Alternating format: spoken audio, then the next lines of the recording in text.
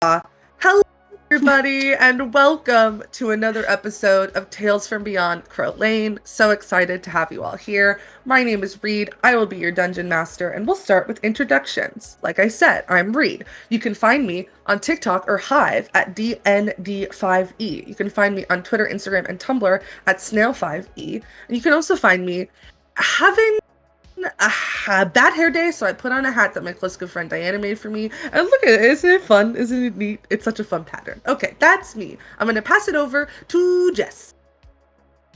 Hello, I'm Jess. Welcome back. You can find me at seriously most places on the internet. I don't have my wife in the country with me today, but I still will just be looking to my left and just like making secret glances at no one in particular. And TT, you're just gonna have to interpret them like that. Perfect. Incredible. Thank you, Jess. Next up is Diana. Hello, I'm Diana. You can find me most places on the internet at Sapphic Struganona or just Sapphic Struga if it's McFreakin' Twitter. I don't have a bit. That's all I got today, folks. Thanks, Diana. Passing things over to Bree. Awesome. Hi everyone, I'm Bree. I use she, her pronouns. I guess the best place to find me is actually probably the Starlight Tales Discord channel. So just like at me there. Yeah, honestly that's the best way to find me. Otherwise, I don't know. I'm enjoying some spicy dill pickle almonds right now, and they're great. Play. Thank you very much, Bree. Passing things over to Mara. Hey everybody! My name is Mara. You can find me on the internet as College of Lore Dropout or just Lore Dropout. I write, I do stuff, I look cute while doing it. Yeah, that's the vibe. Mwah! Thank you, Mara. I just keep saying passing things over, but it's because I can't think of another thing to say. So, passing things over to TT. TT, you can find me. There you go. Are we back? Are we good? Yes. Okay. Hey everyone, I'm TT. You can find me at TT Brett on literally everything except for Twitter. Just put an underscore in there. I'm a little bit sick today, so if I'm stuffy and weird, that's why. So. Thank you, TT. If you notice us coughing or sniffling, no, you don't. And last but certainly not least, James. Hi everyone, I'm James. You can find me on TikTok at NiceOneJames. You can find me on Twitter, Tumblr, Instagram, that's the other one, at TTRPGay. I'm just a little guy, and I'm here in every game all the time. Thank you for coming to my TED Talk. You're welcome. It's my favorite part of playing D&D with you is getting a TED Talk. Announcement time. On Wednesday, we have the next episode of Tales from the Hearth Starfarers. Be sure to tune in. Then next weekend, we have the next episode of Tales from the Starlight Ocean and Tales from Beyond Crow Lane. And then we will be going on a little holidays. So make sure to come to our last 3 episodes before our winter break. And then after that, we will see you back in January. We will miss you so much, but we hope that you have great winter holidays and time with your family and friends and to yourself and all that jazz. If you want to keep up with us during the break, you can follow us on Twitter or TikTok. It's StarlightTales_. You can join our Discord. The link to do that is in our Twitch about. You can just like yell into the void, and I'm sure eventually one of us will respond. You can gift our merch. What a great holiday gift. Giving your friends and family who may not even know this show exists Starlight Tales merch. Or you could ask them for it for the holidays. Or you could just buy it for no other reason except for it's comfy and you want to support us. And what a fun way to support us by wearing our logo on your body. It's also comfortable. That's all from me, I think. Am I forgoing anything? We have family trees in our Discord. Oh my gosh, you're so true. We have family trees that Jess worked so hard on, and I helped like a little bit by making some pit crews, which was just so difficult. And if you want, if you've been watching this stream and been like, who is Molly? Who is this person? I don't know. Well, the boy oh boy, we've got family trees now that you can check out, and you can help track all the crows and all the birds. And except we don't have a bird family tree. But we might one day have a bird family tree. You can absolutely have one very easily. So one day I started it. I gotta finish it. One day you can look forward to that. But right now it's only the I almost said human crows. It's only the humanoid crows that are on there. Incredible. We're gonna go over to our intro. We'll be right back.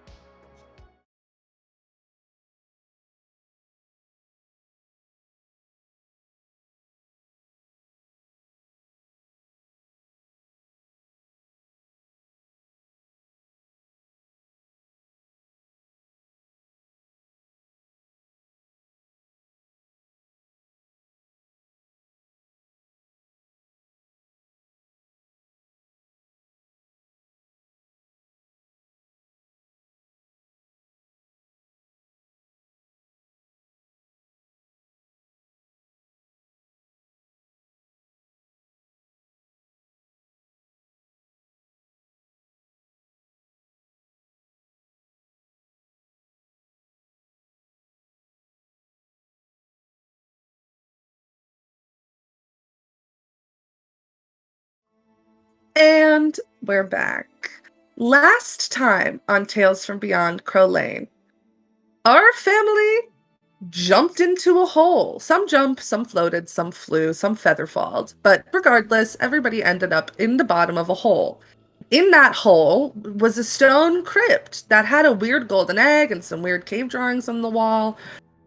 They were in there for a little bit of time, and I think left with more questions than answers, but eventually came back out of the hole, argued about an elephant for a little bit, and then on their separate ways. However, the most important part of what happened in that hole, besides, what happened in the hole stays in the hole.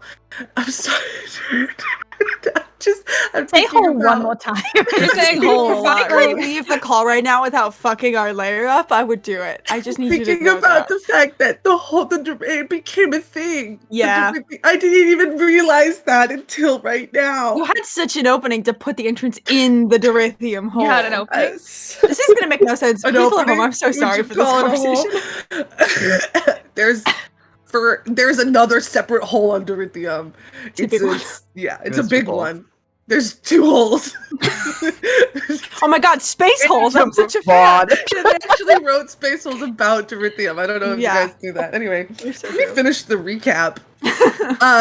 There was an elephant. There were arguments about the elephant. People went their separate ways. However, the most important thing that happened underground is that Riva got a response from Wallow, saying that they would meet Riva at the tree at midnight and to come alone. And of course, that's not what's going to happen. And the rest of our group went off to plan to interrogate birds, to do a floor picnic with some children, to talk about the people that they're totally, absolutely not in a secret relationship with, to have a conversation about how you definitely don't need anything from your partner, even though you probably very much do. And we all had a very normal time. And then we all decided to converge a little bit before midnight to start our getting things set up and ready to go.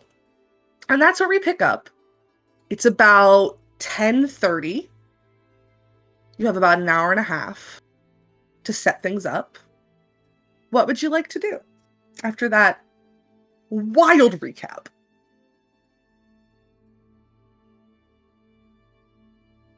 I've like gotta move away from the holes for a moment. They live on in our hearts. I think Riva has probably asked for sort of Rodella's help to sort of set up, honestly, like a nice sort of like outdoor sort of like some like tray tables and things like that to set up snacks. She's probably got 2 nice sort of wicker chairs set up on the lawn underneath the tree, and she's probably also working a little bit to try to figure out like lighting and stuff like that. In many ways, sort of what Riva is setting up is, and getting asked like for help in setting up is almost like this is going to be like a sort of like a well, not a formal, but like a space to dine, a place to like sit down, have a conversation, and we've welcomed a guest onto the into the Crowcolt estate. Like, we should show some hospitality. Incredible. Just go ahead and give me a charisma check and add your proficiency, just to see, like, following the rules of polite society, how good this setup is. Is this the time for me to burn my inspiration to set up good snacks and host? I don't think that's necessary. That's gonna be a 16. Noted. Thank you. What else are people up to?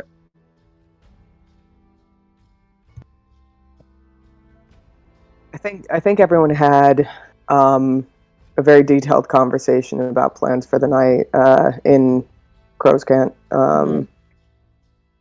and by other various means of code. Because I think we're all very aware that we're being watched, and we're all very aware to keep the secret, but also, since this is a situation where Riva is about to meet up with somebody, we don't want them to know that we know. So, yeah. we're being sneaky about it. Absolutely. I think in that vein, Tennant makes like he's got like a bag packed to go and like but to keep watch or whatever. but he kind of joins the family in like the dining room and just like whacks this like huge bag onto the table, and just so many guns come out of it. And he reaches inside, and there's this like bundle of like wicked looking arrows that he just tosses to Ruby.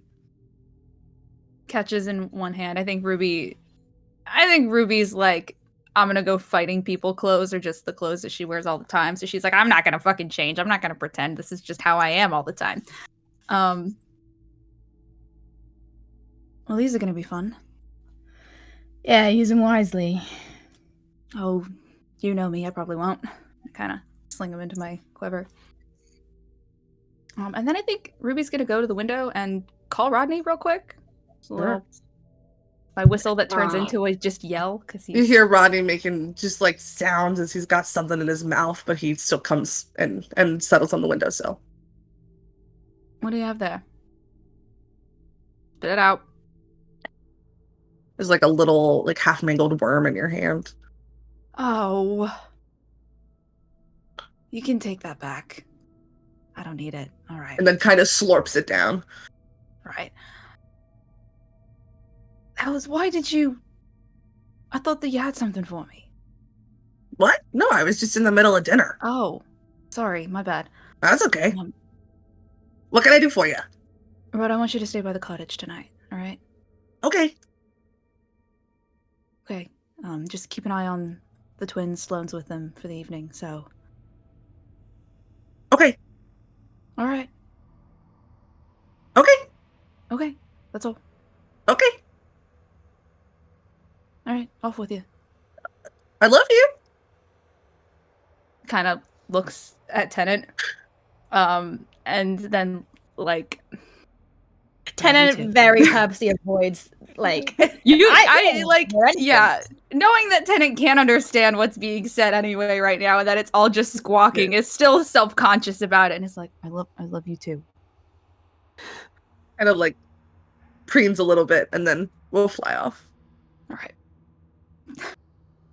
Your Honor, that's my best friend in the world. 34-year-old woman and her best friend is a bird. Fuck. All right, well, better go get ready for my argument with Nadette, which is going to be exciting, I think. Be so hard for you guys. Yeah, it's going to be real difficult. All right. Keep an eye on Nadette. Of course. They've got something to prove, and that is dangerous, so... Yeah, tell me about it. All right, well, good luck. See you out there. And then I think I should do, like, my setup stuff, like, last, because all my shit only lasts for an hour. So I'm waiting till, like, 11:30, 11:45. Sure, yeah. I think Nadette is back at the cottage trying to be so quiet, not wake the nieces, and is just getting so hot. Like, corset with, like, some sleeves hanging down. It's, like, got some embroidered floral patterns on there. Has, like, a silk skirt that's kind of... They just, like, rip a long slit in the side of it, so that they have a, like, big leg slit to, like, get some maneuvering around. Get some good, like, comfortable heels. Like, heels that she could, like, run in and stuff, you know, but it still, like, gives her a few inches on top. Makeup flawless, hair done, and just kind of goes out. Sloane kind of looks up from the book they're reading. What do you think? Is this battle ready, right? But battle ready in a way where, like, I don't need to look battle ready, right? Yeah. You look lovely, Nadette. Thank you. Got any last minute words of advice? I know, familial warnings or whatever before I go ignore the ones from the rest of my family? You are smart. Obviously. Don't be stupid.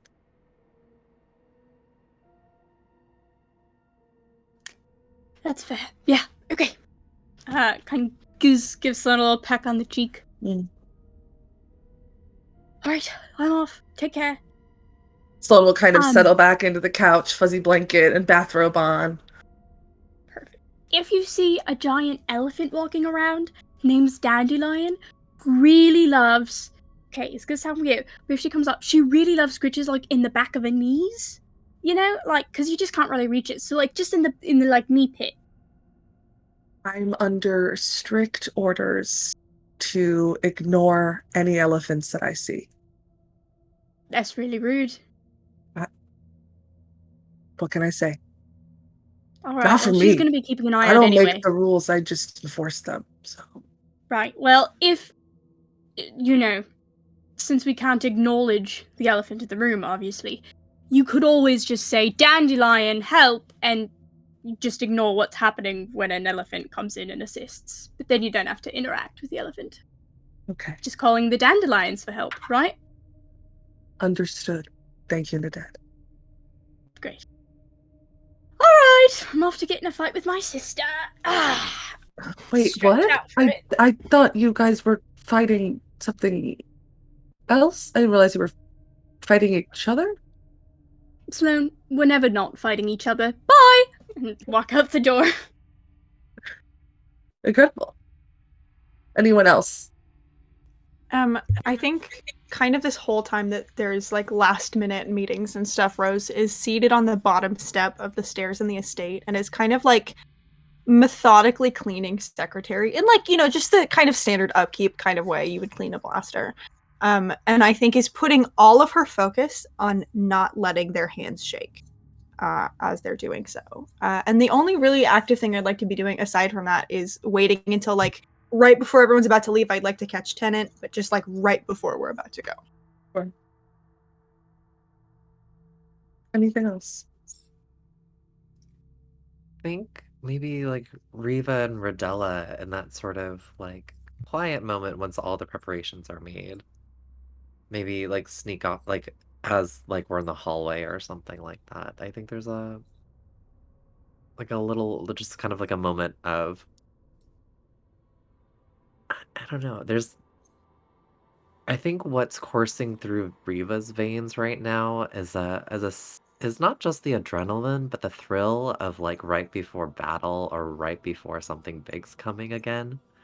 And you probably see there's like a glint in her eye, and I don't want to say that she's like salivating for it, but like that's like the sense that's sort of exuding from her in this moment. And then she looks over to you, Rodella. And do you share that? I think for just a very brief and PG moment,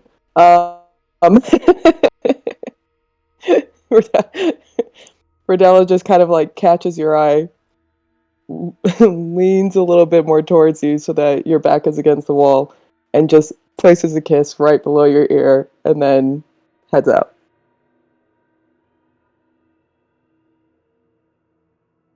There it is. There it I is. always have it. I always have it. You stay ready, Incredible. you don't have to get ready. So true. Well, then I think that we can have a moment between Rose and Tennant, right as people are heading out. I think Tennant finds you, in all honesty, like, has been... If you've been at the bottom of the staircase the whole evening as we've made preparations, you kind of see him, like, walking past. He's very much in, like, the zone. But as the night draws closer to this, like, point of midnight, he'll pause by what you're doing and kind of crouch down so he's, like, at eye level with you. I'm gonna kind of like, obviously very aware that they're there, just like look up at you through my brows with like a, hi. Hi. I hope I remember, all in Crow's Camp, I want to be so clear, just at the top of this. I hope I remember how to use this. It's been a while. I hope you don't have to use it. Yeah. Me too. You, No, please. Are you happy with this plan? And I'll kind of like put the rag down and like reach back and smooth some of his hair back. I don't think happy is the right word. It's a plan and we're doing it and it's probably going to be fine. Okay. Why are you not?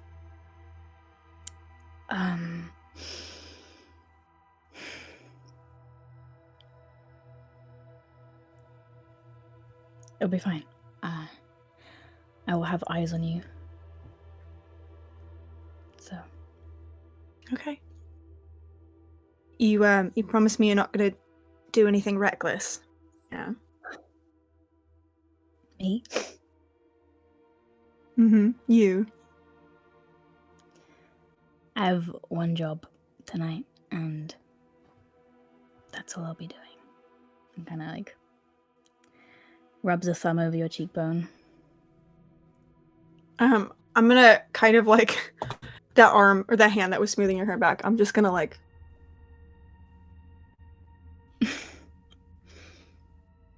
Yeah. Okay.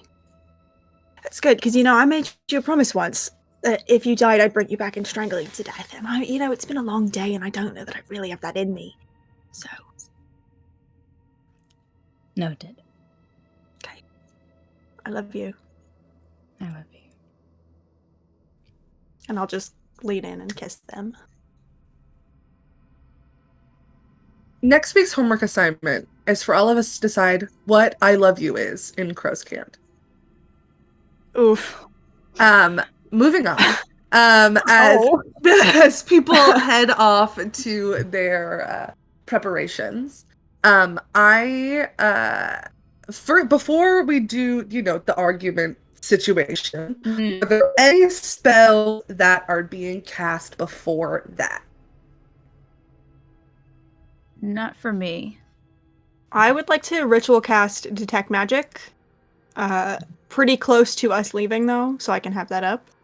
Cool. Are we, Nadette, are you minor illusioning? I'm gonna do that as I'm walking out of the house. Okay. But I will, just to be safe, also then ritually cast Speak with Animals. Cool. Just to have it up. It's my only ritual, might as well. I also completely forgot to say this in the conversation I literally just had. Could I have given Tenant Bardic Inspiration? Yeah, little kiss at the end could have been one Diet Bardic. Absolutely. Fuck yeah. Okay. And now we get to, please both of you remember that you have those because I'm gonna forget. We get to the argument. Who would like to set the scene?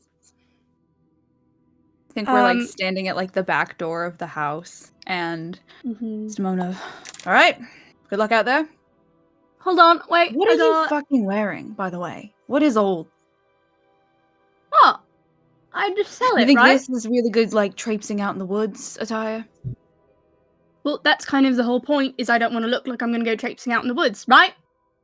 Thinking ahead. Yeah, but then when we actually do have to go traipse out in the woods, we actually do have to get out there and then continue to disguise ourselves, and you're going to be one with nature like this? Okay, I was also raised... Oh, sorry, I'm smooth. Ah, God, this yeah. it has a weird bubble in it.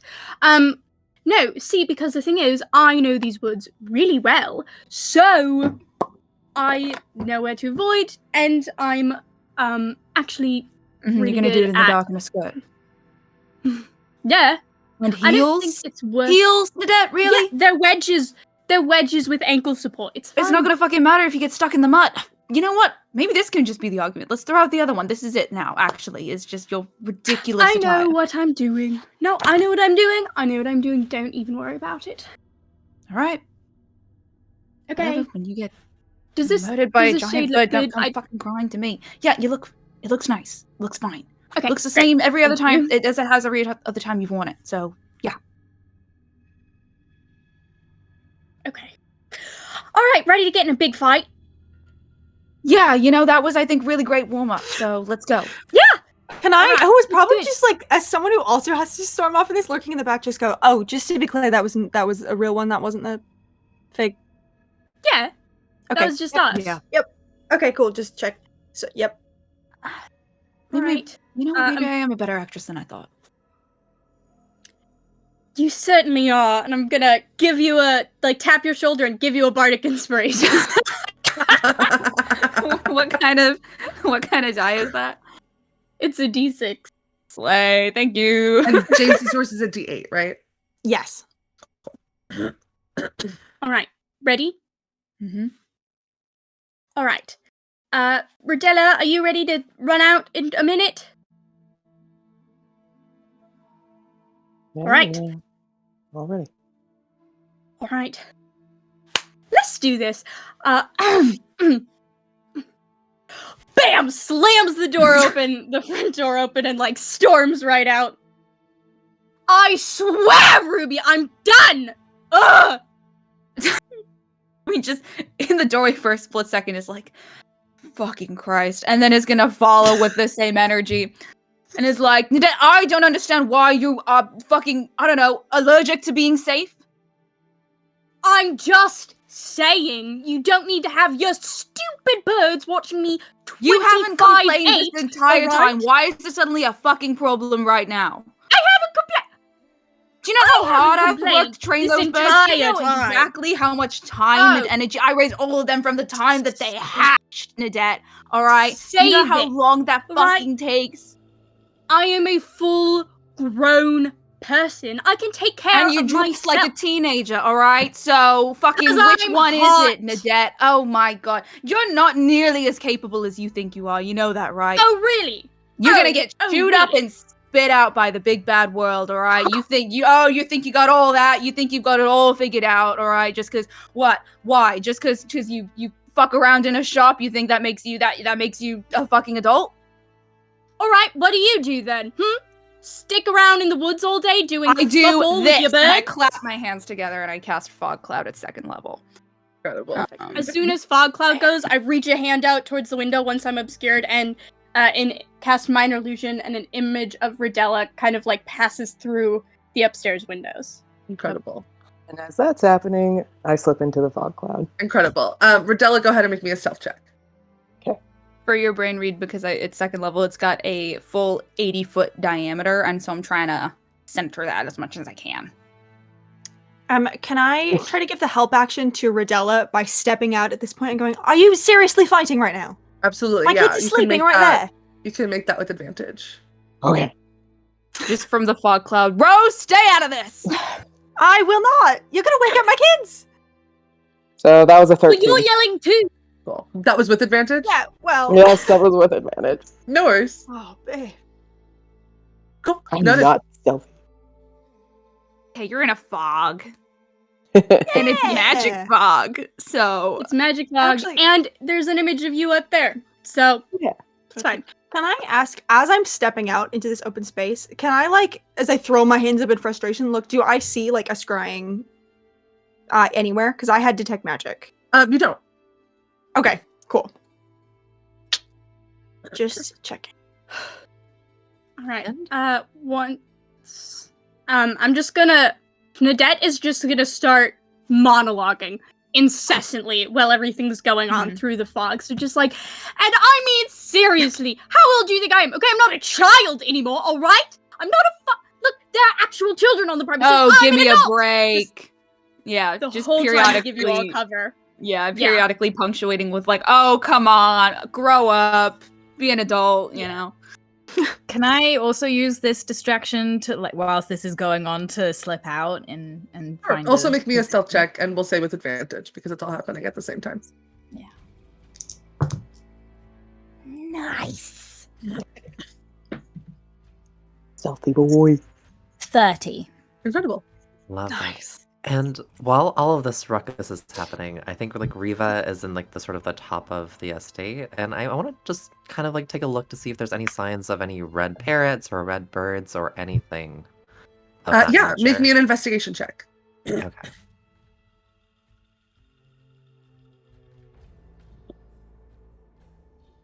That's gonna be a 19. You look around upstairs. The windows are all shut tightly, bolted, locked. You can hear the sounds of your children fighting outside. And in this moment, Reva, you are utterly alone. And I think in that moment of alone, Riva allows herself to crack like sort of like a wry smile, and she fingers like the rapier at her waist, and sort of like mutters to her breath, sort of wishing all of her kids and her kin like good hunting. Can you please make me a wisdom saving throw? I do that with advantage. Due to one of my features and or traits. What is it called? Slippery Mind. Incredible. That's a nat 20 on the die, and I get a Fuck plus yeah. 7 to that, so it's a 27. You feel great. It's hard to remember the last time you felt this good. For better or for worse. And you can ready yourself to go into battle. All right, back in the fog cloud. Fog cloud is casted. Nadette is yelling. Rodella has made it to the fog cloud. All right. Bumbling a little bit, clanking a little bit, but there. All right. Ruby waits for Rodella to catch up and then goes with her and is going to go to, we want to say about like 20 feet away from the tree. Feel right? Feel good? Feels like a good number. Goes about 20 feet away from the tree and is going to cast Rope Trick. Let me mark that off before I forget. So just basically takes a length of rope out from her bag and kind of circles it around on the ground, and the end of it sort of pulls up and then disappears into space about, I'm gonna say 10 feet in the air, so if somebody like walks under it, they're not gonna it's not gonna be weird.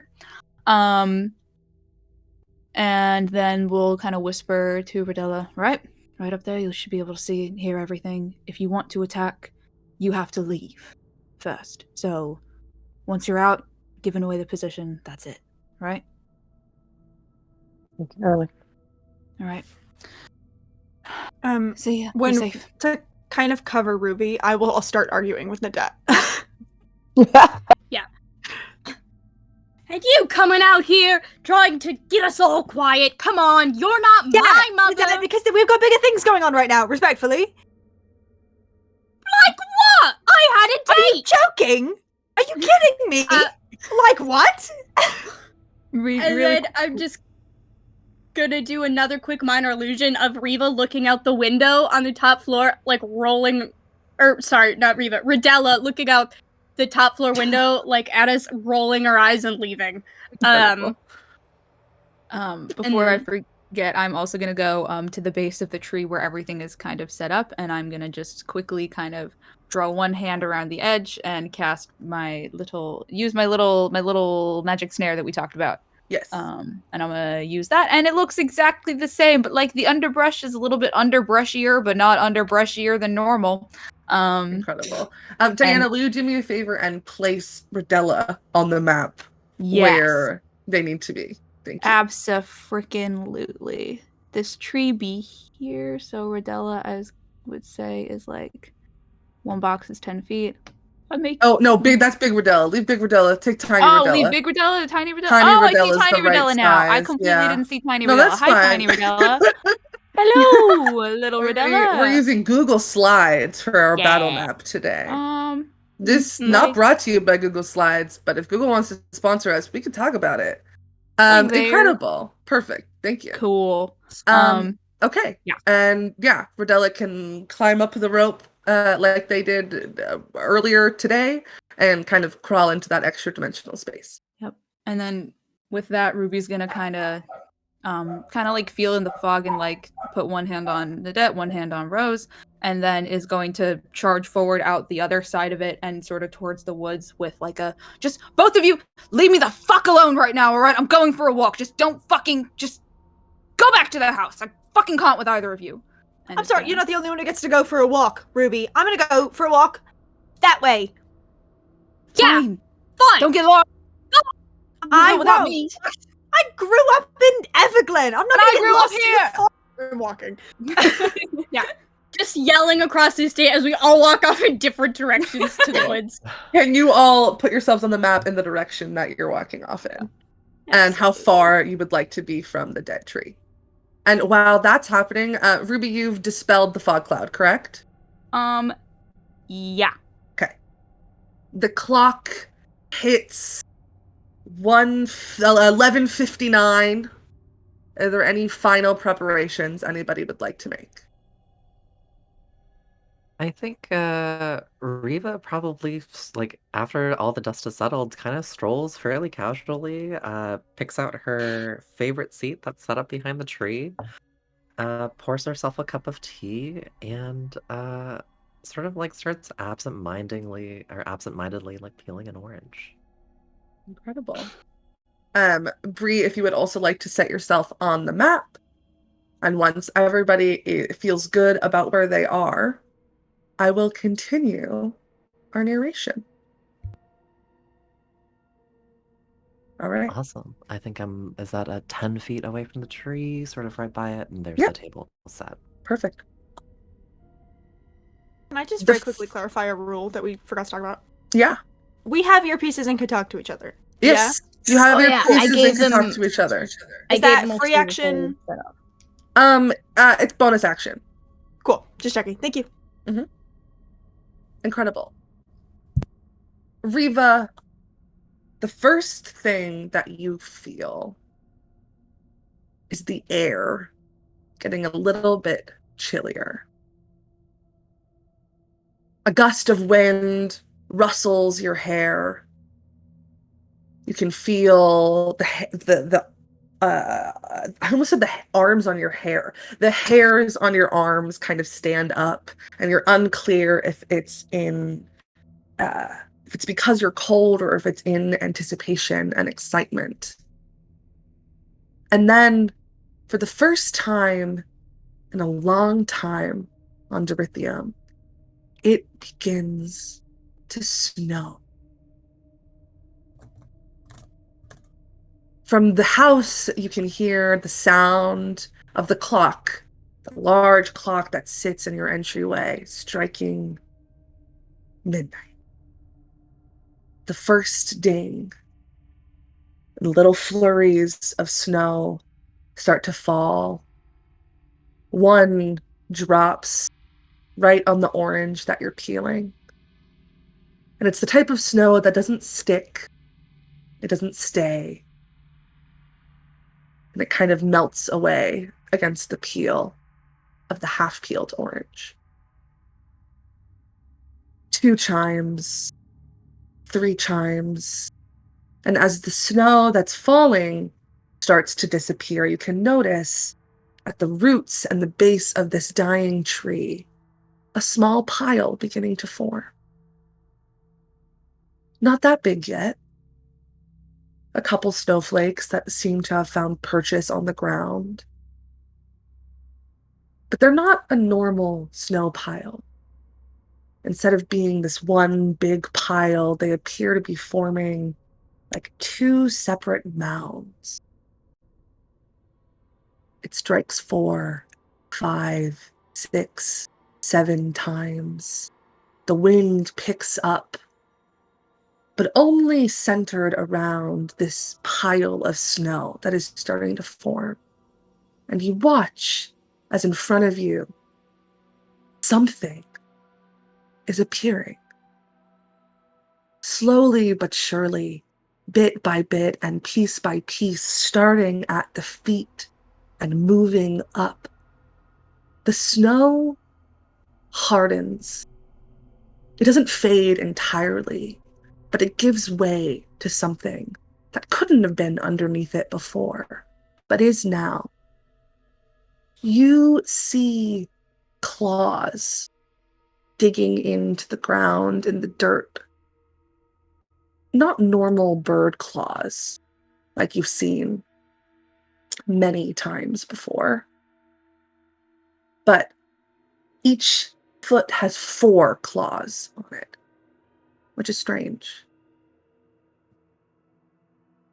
8, 9, 10, 11 chimes from the clock. Standing in front of you, Riva, next to the tree, is a 25-foot tall humanoid crow. Wings dragging on the floor behind it. Not inky black, but almost ashen, as they're all dotted with snowflakes and bits and pieces of ice. You can see as your eyes travel up this monstrous body, glowing red eyes on its face, and a maw that looks less like bird and more like alien. And as the clock strikes midnight, Wallow looks down at you. Hello. Riva leans back in her chair, makes eye contact with this creature, and says, "Good evening. Would you like me to bring out a larger chair?" Kind of looks around for a moment and looks down at the table that you have set. Yes.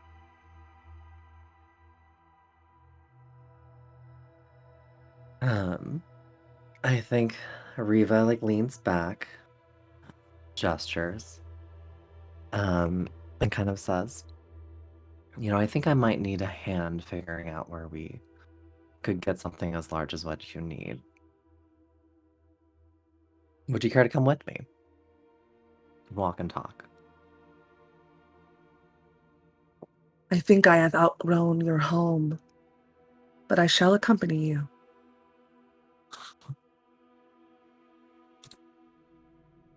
Rivas takes a sip of her tea, sets it down,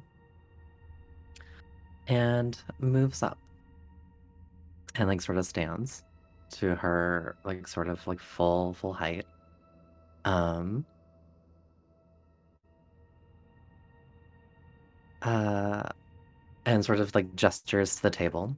I've had tea and snacks prepared. Is there anything else that you would prefer?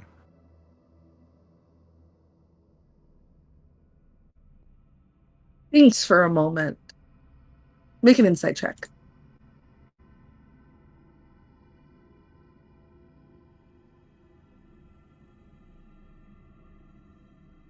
Is going to be a 19 plus 12, so that would be a 31.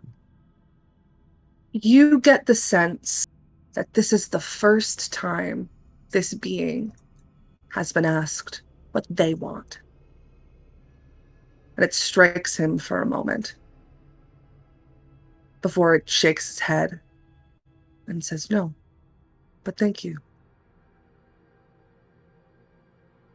Are you sure? We do, I think, have a few slices of Mario's delightful chocolate cake in the kitchen. I'm happy to bring out a slice.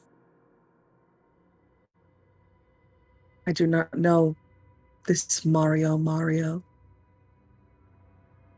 Really? I assumed you had been watching. We really enjoyed one of our favorites. I have eyes, I do not have ears, Riva. Now that's a shame. Come, we must talk. And I think Riva slowly sort of moves in the direction a little bit towards like the rope tricked area, and she moves like I think 5 feet and turns around to see if Wallow follows. Wallow Wallow follows. Wallow very slowly will follow. Kind of very aware of the fact that his stride is much larger than yours. And so will be slow and deliberate with steps. But we'll follow. Now tell me, and I think Riva takes a moment. And I hate to be so rude, but I had assumed you would be much smaller. After all, seeing, your residence within our walls, you must have found that space quite cramped. It was. How long were you in there? Must be a dreadfully long time to spend. Must be dreadful to spend a long time cramped up in those walls.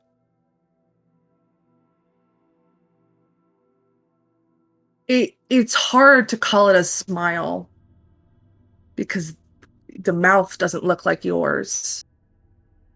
But you can see kind of the corners perk up a little bit. I do not know.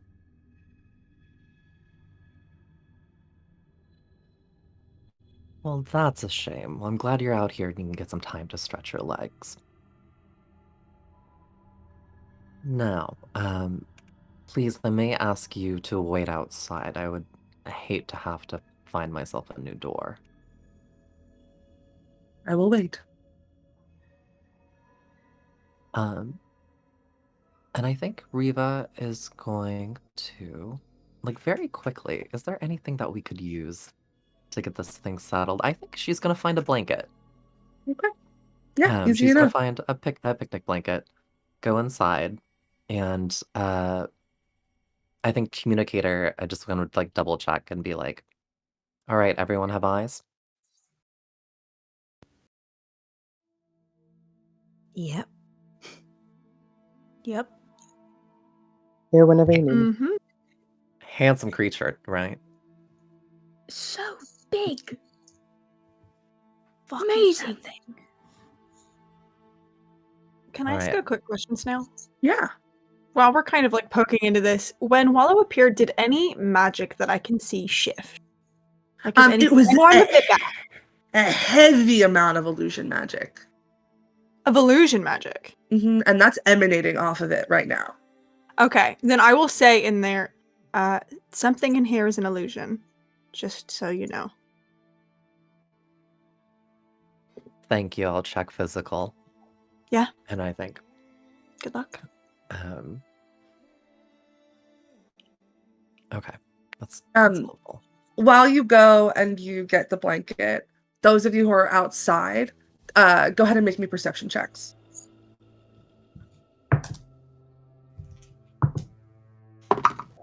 Oh, jeez. 7. A dirty, nasty 20. Incredible. Hell yeah.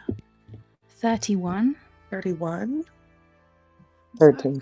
13. Dirty 20. Dirty 20. Okay. Rose, oh my god, this thing is big and maybe fake, and holy shit, there's lots happening right now. And no, you're you're just kind of so true. looking at it. Riva, the window that you're looking through from your extra dimensional space is kind of hard to see, especially now that Wallow's kind of walked off a bit and you're kind of stuck in this space over the table. So I think that explains kind of why you don't catch this. Nadette and Ruby, you see Wallow kind of turn towards a tree that's in your front yard and kind of raise a wing up and put its arm out. And that's kind of all you can see from the angle that you have. But Tenant, you can see 2 crows kind of settle in to Wallow's arm. And Wallow kind of looks at them both and just like gives them both a little like peck on the forehead. And with a 31, you can recognize that these birds are L and 12. And then Good Wallow now. will put them back in the tree.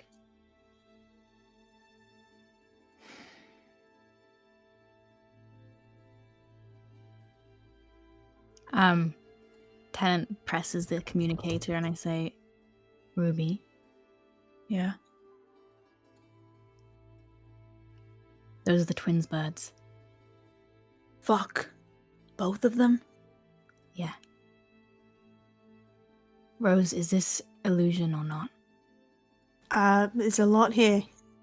I don't know. Something is for sure, but it's like everywhere. Oh. Quick question for you, Snail. Also, kind of in this moment when I'm not seeing this, but I'm really focused on the illusion magic and this figure, can I make an insight check to see if I think Wallow hears us talking? Sure. I know he said he doesn't have ears, but who's to say if that's the truth? You know what I mean? Okay. Oh, I'm so scared of my dice. I'm not rolling good today. You've got this. Is that a 7 or a 1? It's a 7. Okay. 7 is better than a 1. Ooh. That's a 16. Wallow seems to be, after putting, the winged arm back down, seems to be kind of staring off into the middle distance. Doesn't appear to be focused on anything in particular, is kind of just like eyes glazed over, focused on the door, waiting for Reva to come back. And from that, you get the sense that he's not really paying attention to anything right now. Cool. Thank you. I do a lot. Nadette does so much stuff with like disguise self and illusion magic. Can I try and make an intelligence check to see if I can see through the illusion? Because I know that's how my disguise stuff works. You can make me an intelligence check to try and see what's going on here. Love that. Can do. But it's not going to be to see through the Ooh, illusion. that- But you can make me. How about a solid 4? You don't recognize the magic that's happening. Great. Anything else before Reva comes back outside? I think. Sorry. No, The go last ahead, go ahead. thing- The last thing Tenant will say is, okay, Team 2, don't get distracted. I know there's a 20-foot bird in our garden, but that's kind of the point. Yeah. Can I make some kind of check, like an Arcana check or perception or something, to see if I think this is illusion in the sense that like it's a disguise, or if I think it's illusion in the sense of, and I don't know if this is illusion magic, but in the sense that like someone is projecting the image of themselves in from a remote location. Sure. This is related to magic, so I'll let you make it with your spellcasting ability plus proficiency. I would die for you. Okay, dice, listen, that was a pretty big get because our Arcana's bad, so I'd love if you didn't roll bad. That's in that one, is what that is, which is so fun and sexy. Oh, wait, I have inspiration. I'm gonna use it. I forgot I have 3, actually. Okay. Come on, Christmas dice. That is better. Okay, so you said spellcasting plus proficiency, so my spell attack modifier? Yeah. Great. That is a 19. Cool. What you are looking at is not disguised in any way, right? There is no illusion to see through, because it's not as if there is a person there who is pretending to be something else. This appears to be more of whoever Wallow is, wherever Wallow is, they're not here and this is not them. Whether that is because they're projecting a copy of themselves, whether that's because they made a copy of themselves and sent it here, it is not the true Wallow. With a 19, would I have any fucking inkling, like, what the range on an effect like this might be? Like, how close I think Wallow would have to be to do this? With a 19, yeah, you would know that there is no range. Okay, cool. Okay, I just kind of took a closer look at it. That Wallow is not here physically. I don't know where. Could be literally anywhere. but it's not a disguise. He's just not here. Really. Fuck. Yeah. So what's that mean? Plans off? No, we continue talking and see what we can find out. And let's continue. See what we can find about whoever's running this. Whoever's behind the curtain. If my birds fly off, I need to go get them.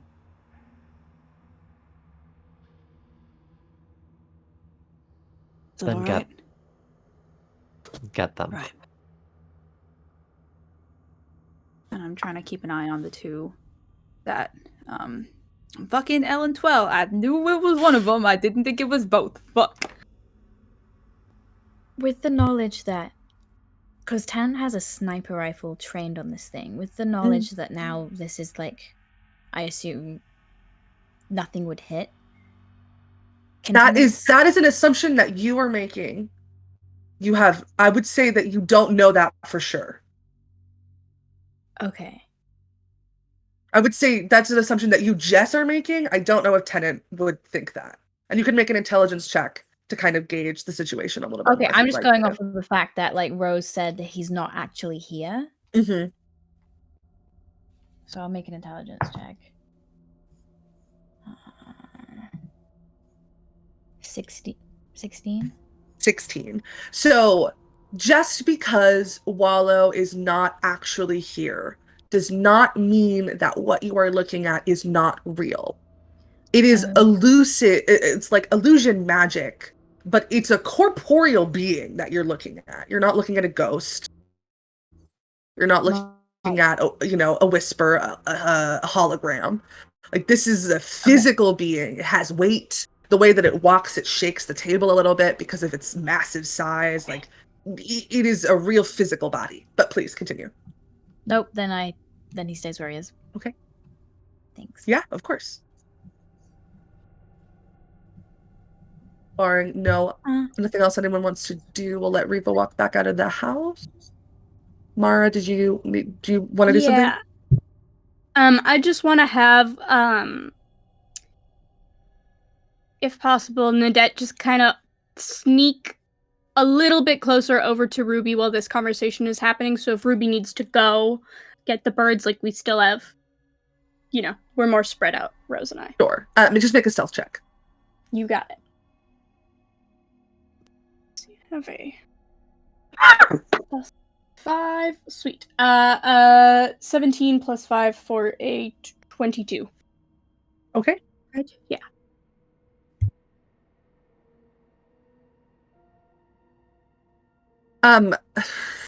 Tenant, eyes trained on Wallow, make an insight check. And then we'll let Reva come back out.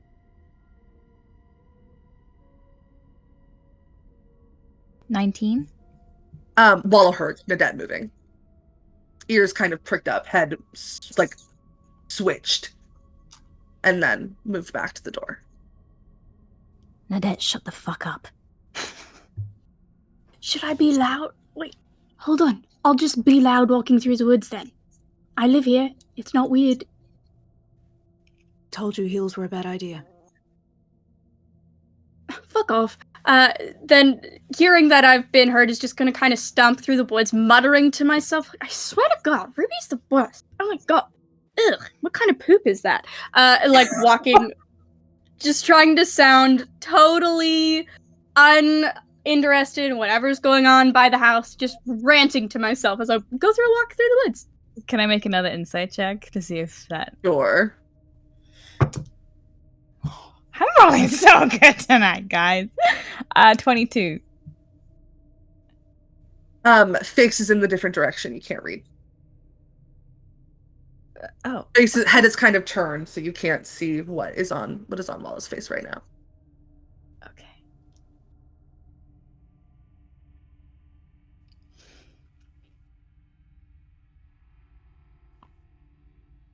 And Riva. Awesome. So I think Riva comes out. She's got like a large, essentially like a throw blanket or something around one arm. And she also has two 2 plates with slices of Mario's chocolate cake in her other hand. And as she comes out,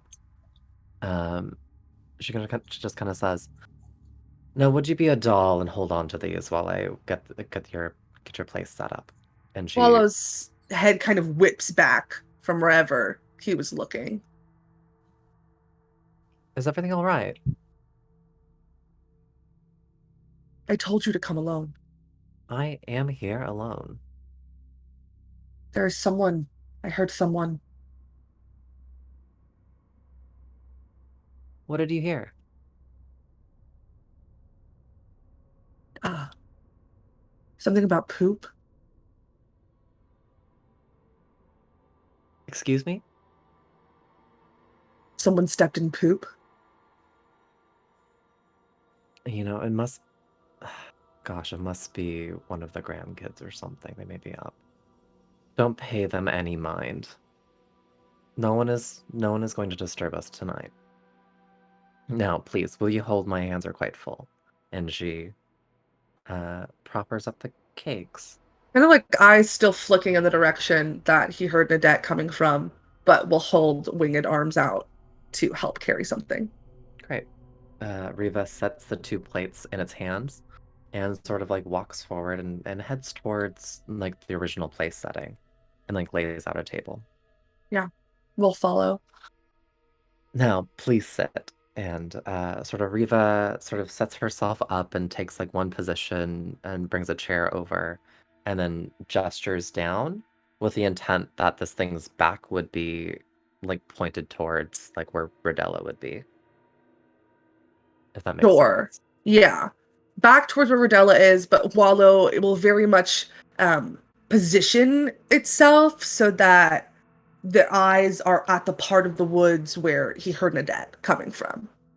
And both of these Fantastic. things can be true at the same time. Great. But we'll want like that is very much a priority for him in this moment. It doesn't even clock that you're trying to do anything else. Now then, please, and I've been so rude. How would you like me to refer to you? Wallow? Do you have any pronouns that you prefer? Wallow is fine. Wallow, then. Thank you for taking the time to meet with me. I would love to know a little bit more about you, especially since you've been staying with us for so long. I have questions as well. Fantastic. I'm happy to hear them.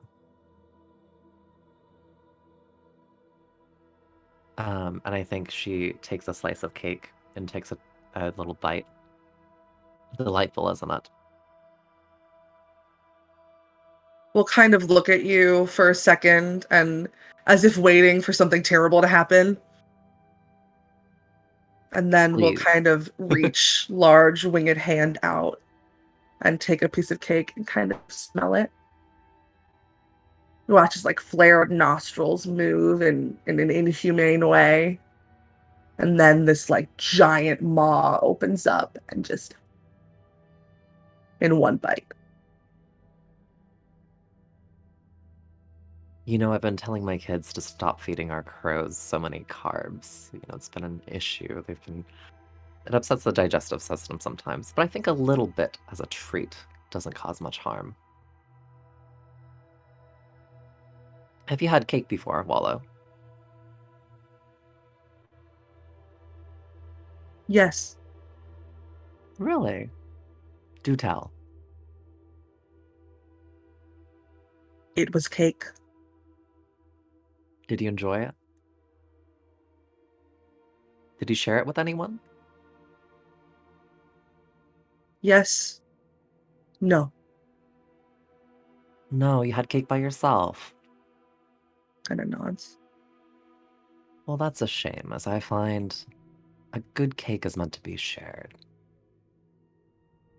We are not communal creatures. Really? Have you always been on your own? Mostly. Why did you pick this planet? Why this planet? The weather, I suppose. So lovely. There were people here before. What happened to them? There were people here before you, say. I wasn't aware of that. Make a Could you tell deception me check.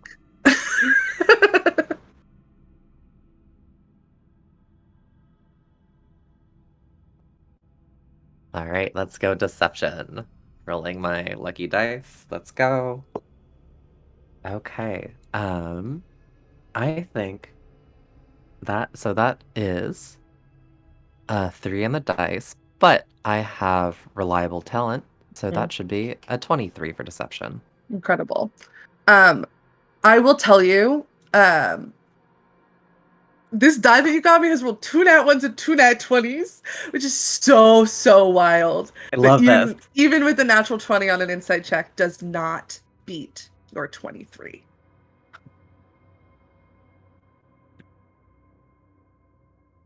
Interesting. You didn't know. I didn't. What do you know of the people that used to live here? Kind of like furrows a brow for a moment. Just that they did. But what were they like? Did they tell stories? Did they share meals out in the open like this? Did they enjoy cake? I don't know. You don't know.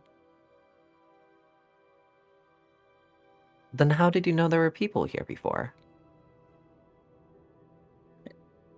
I don't know. Well, that's okay. Sometimes we all forget a little bit about what's happened before. Now, I'm sure you must have a few questions to ask.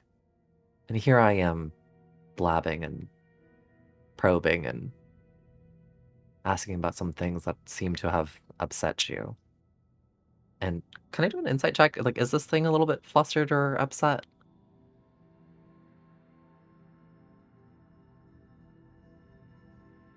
It's a 27. Beat a 15. Yeah. Seems to be disturbed at the fact that there were questions that you asked that it did not know how to answer. Okay. And seems a little bit scared Really? Okay. about the fact that it could not get you the answer to the questions that you were asking. And I guess my secondary question is it still sort of on alert from the sound? Very much so, yes. Okay. Feathers on the side of its head kind of perked up. Please, I did not have the intention of upsetting you this evening. Is there anything that I can do to make you feel a little bit more comfortable as we have this conversation? No.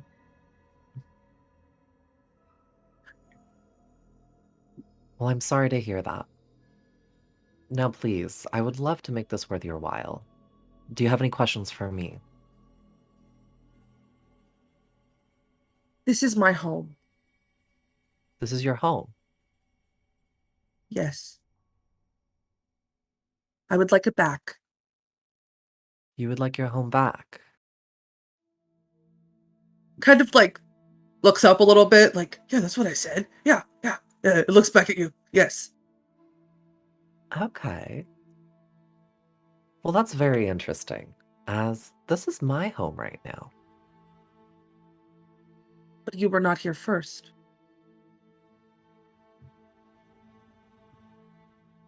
But are you saying you were here first? I don't know. Someone was. It could have been me. It could have been us. It was not you. So it wasn't me who was here first, and that's quite fine. But, if we were to return this place to who was here first, I would first need to know who that is. Could you tell me who was here first, Wallow? No. but it was not you. Okay. Now, what would you like me to do? I would like you to leave. And what would happen if I said no? I will attack. Not now, but soon. Attack? What do you mean by Yes. attack? I have others who will help me. We will take this planet back by force. Others, you say? Yes. A family Well- of my own. A family of your own? Yes. And they never shared cake with you? They don't eat cake. They don't They eat eat other cake. things. What do they eat? Tieflings. Kind of like furrows his brow a little bit. and Well, that... and other things too. Just not cake. Just not cake, okay. Well, are you currently in touch with your others? Yes. Would that also include that red parrot friend of yours? Yes. Got Smiles. it. Tell me a little bit more about that parrot. Does it have a name as well? We are all Wallow. You are all Wallow? Yes. Well, that is absolutely fascinating. Would you You were tell me... all Crowcult, are you not? Yes, we are all Crowcolts, but we also have our own names. For each one of us has special talents and abilities. What makes you special, Wallow?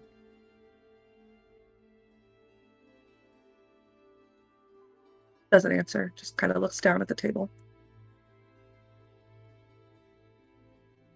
There must be something that makes you special. There's something about each of us, even when we share a name, that makes us special. Hugs its big bird shoulders. I am here. I am the biggest. Oh, you are the biggest. Knots. Would it be alright if I called you Big Wallow? Sure. Hi, Big Wallow. Well, you're the biggest. Could you tell me more about your other Wallows? What makes them special? No. What makes them... Oh, really?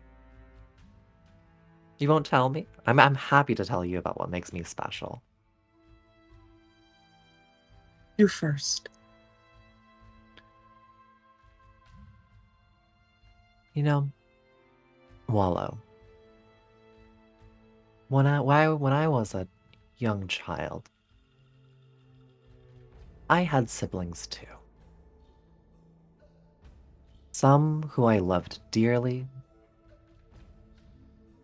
and some, and sort of Riva looks into the distance, I have buried into the ground. Now,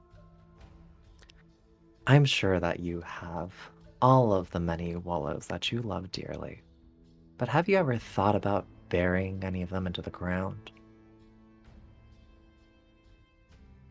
No. Really? No fights? You've never, disagreed with one of your other Wallows? Maybe a Wallow has made fun of you for being big and ugly? They were created to follow me. They were created to follow you? And I do Why- not like your tone of voice. Oh, my apologies. I do not See. understand the... Are you making fun of me? Wallow, I want to be very clear with you right now. I'm not making fun of you. I just don't like it when someone tells me what to do.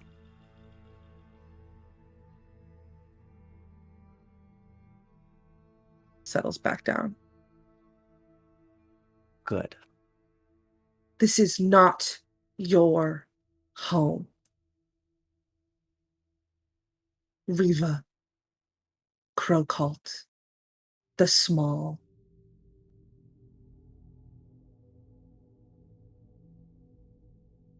Now, Big Wallow.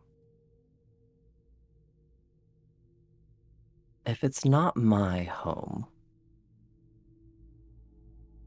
you're going to have to take it away from me.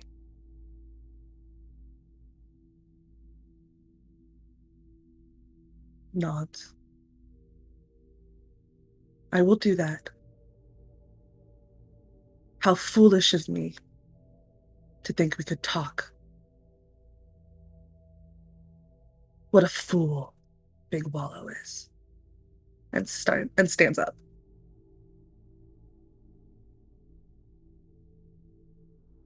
Would you like some cake for the road for you to share with your siblings? If eating cake is what makes you special, I will never eat it again. And I think Riva sort of takes a moment and stands up.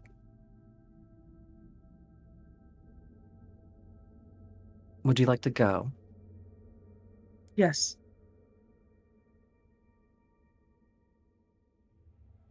Very well.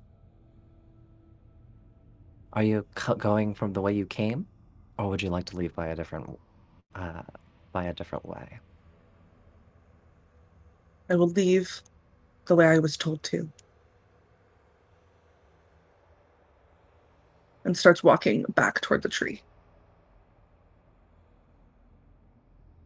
When Wallow is leaving towards the tree, Mhm. do I see any activity or anything? And I'm paying very specific attention to the hole below the tree. The chamber with the golden egg. Mm. Do you see what I there? want to see if like there's any activity or anything infiltrating like the egg chamber, the hole. Sure. Just Yeah. make me just like a general perception check. Okay.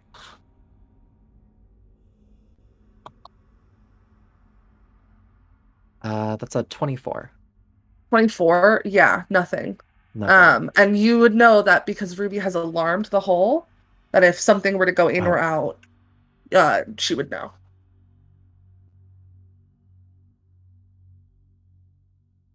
As Wallow's back is turned and is approaching, and I think is leaving, I think I would like to sort of like pipe up and Big Wallow, I've one more question for you if you would humor me. Turns back. You said the other Wallows were made to follow you. Is that correct? Is that what you just said? Nods.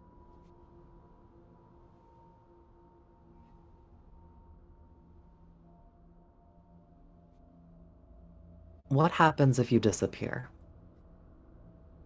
Do you know what happens the rest of your Wallows? What happens when the rest of your crows disappear? Riva the Small.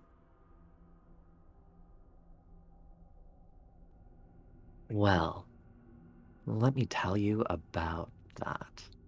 And I think um if I'm made to the group of everyone here, I'm not sure quite.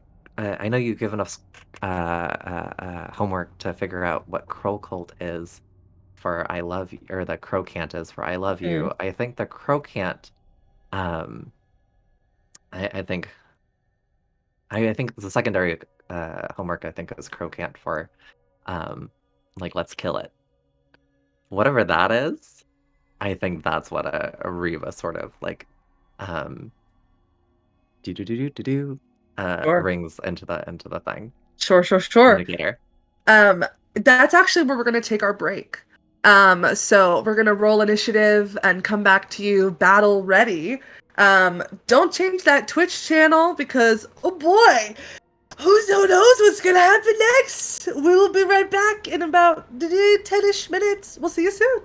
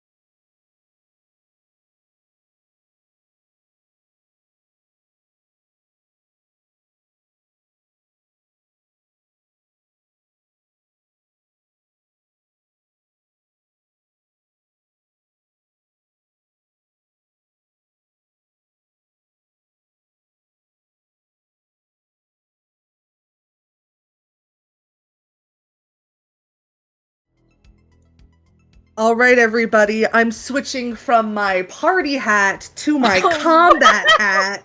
Let's go. I would have never given you that hat if I had known. We have done something funky with initiative. So for the first round, we will be using cinematic initiative, where we discussed if there was a strategic order that the players wanted to go in, and decided what the order for the first round is going to be. And then from there, had the party roll initiative to determine the order for the second round and beyond. And so first up for our first round is Riva. I think after putting in the kill order to the Crowcolt family, I think Riva takes a moment, looks over to Big Wallow, and sort of asks, "Now please, Big Wallow, I must ask a question of you. Make that two, actually. One, um,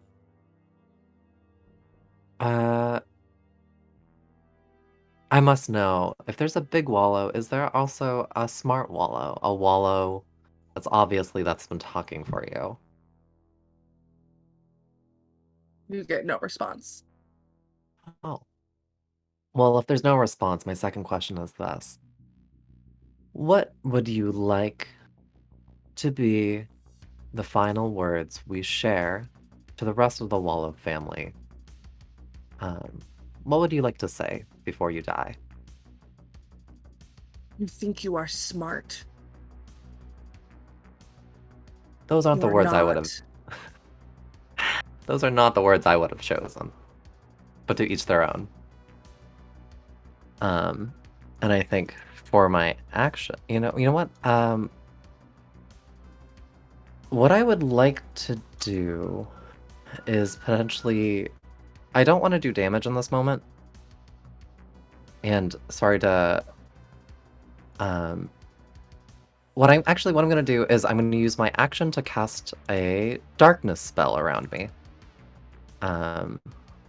Just around me, because not touching Wallow, but it's just a 15-foot radius sphere of darkness around myself. Darkness spreads.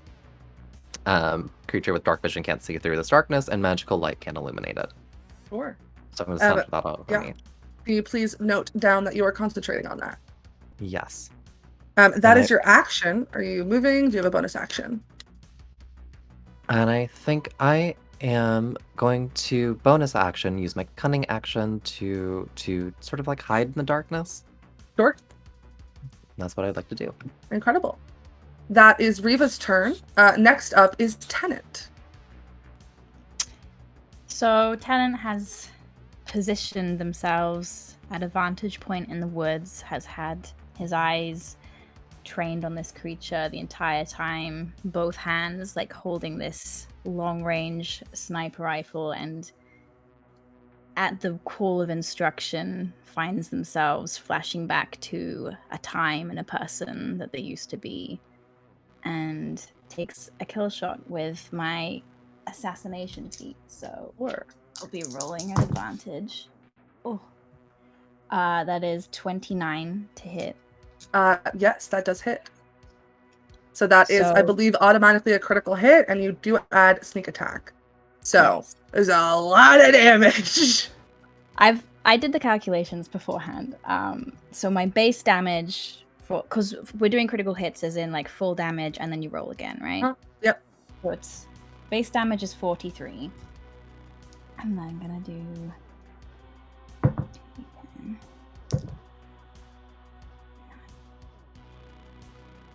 I hate it when I have to add 9 to anything because I get so 16 and then 21 30.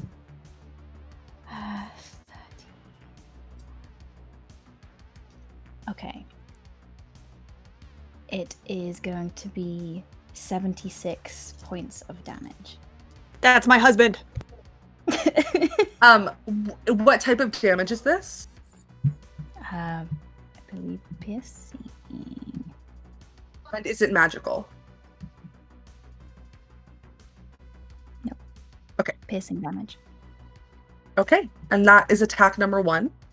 And you can feel free to make your second attack. I forgot I could do that. Yeah, you can. Well, then I fire the rifle again, because... Yeah. It's not at advantage anymore, and you don't add sneak attack, but you can make another one. Okay.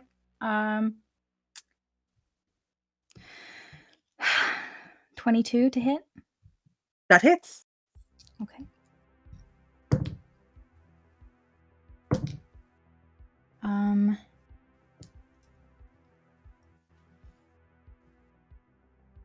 So just no sneak attack.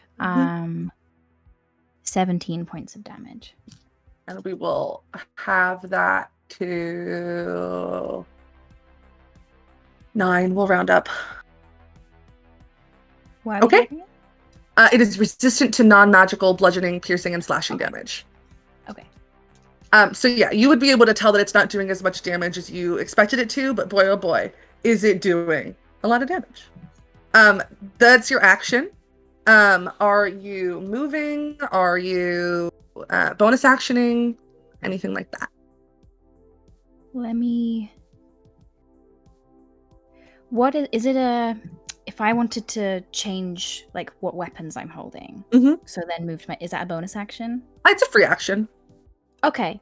I'm going to put down this sniper rifle. I'm going to load myself with my 2 pistols, and I'm going to move forward to the edge of the tree line and bonus action, like, hide myself. Sure. Go ahead and make a stealth check.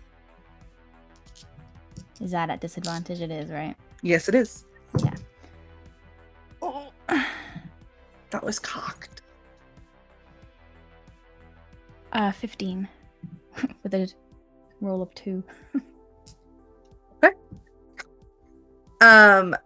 Is that the end of your turn? I believe so, yeah. Okay. It is now Wallow's turn. With Rodella on deck. Wallow first is going to look at the darkness. And kind of, you see some emotions wash over its face. First, a little bit of embarrassment. Second, a little bit of,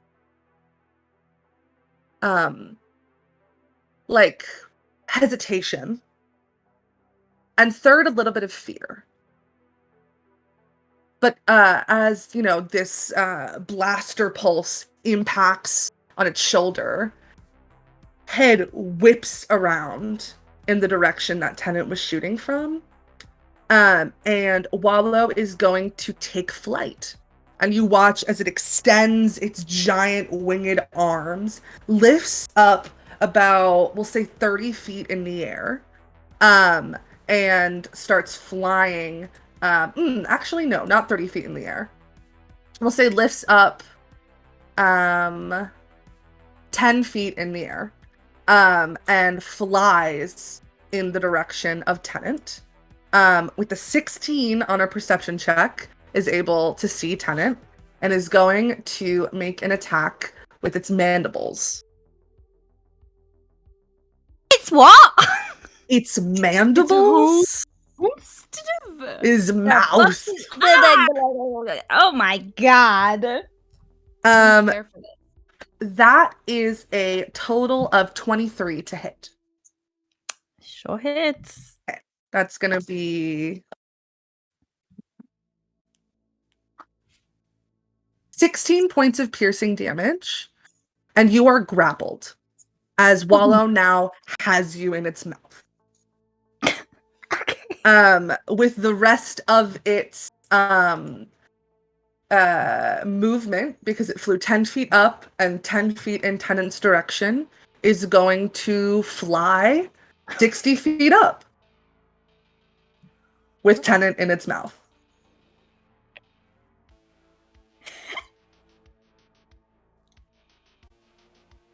And that is Wallow's turn. Next up is Rodella. Do I get an attack of opportunity? Just like I don't think so. It's when someone leaves your threatened area, I think Wallow is very much in your threatened area. Wallow is your threatened area. Yeah, okay.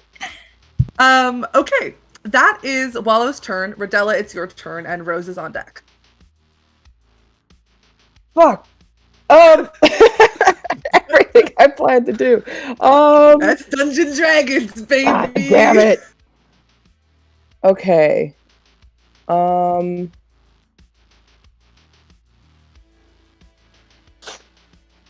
have no long range weapons.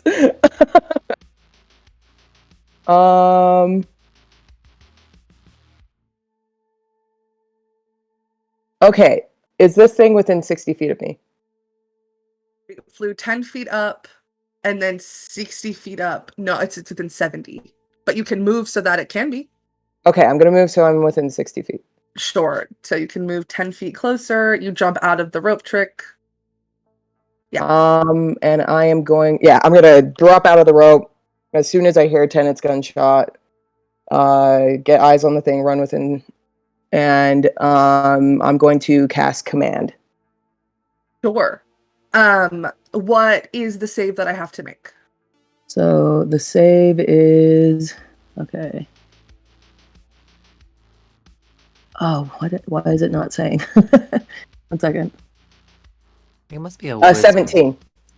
Wisdom. 17 wisdom saving throw. Yeah. Wallow makes saving throws against spells and other magical effects at advantage. So I will be rolling this at advantage. Damn it. Oh my god. With a 1 and a natural 20, Wallow saves. Question for you. Mhm. Because maps are funky and I know he's up in the air. I am distance-wise within 60 feet. Would we say that because of that, if I had a range of something that was 60 feet, I could do that to Wallow? Absolutely. Cool. I would love to use silvery barbs to impose disadvantage on that saving throw. Sure. I will roll one more time and take... and I'm assuming it's going to be used. lower than a natural 20. God, I And- hope so, babe. You said it's a wisdom save? Yes, wisdom save for. That's an 17. 11. Oh, okay, thank fuck. Amazing. And then I also, sorry, I'm reading silvery barbs. I've never used it before. Yeah, you get to give someone advantage, I believe. Great. I'm giving my husband advantage on the next attack roll, ability check, or saving throw it makes in a minute. So what is the one word command that you give Wallow? I think. I have like a list, no, yeah, That's right? You're good. TT. You're good. You can pick from that list, or you can, I mean, if there's another Well, one word command. I'm gonna say approach. I'm gonna tell it to basically like come to me. Sure. It has a speed of 80-foot fly. So yeah, it will fly in your direction. That is your action. Yeah. So bonus actions. As soon as it's within 30 feet of me, Mm-hmm. I'm going to channel Divinity Champion Challenge. Sure. And I should have looked up what that did when we talked about it earlier, and I didn't. So could you tell me what it does? As a bonus action, you issue a challenge that compels the other creature to do battle with you, and the creature of my choice can't move more than 30 feet away from me if they fail. Is it a save? Yeah, Wisdom 17. Okay. Again, magical effect, so it will make it with advantage. Yep. That's a 7 and a 16, so that is a fail. All right, so Wallow can now not be 30 feet More away than from me. 30 feet away from you. Incredible. Yeah. Is that the end of your turn? I'm pretty sure that's all I can do, right? That was my bonus action, so. Sure. At the end of your turn, Wallow is going to take a legendary action. You hear as this ear-splitting caw emits from the inside of Wallow's throat.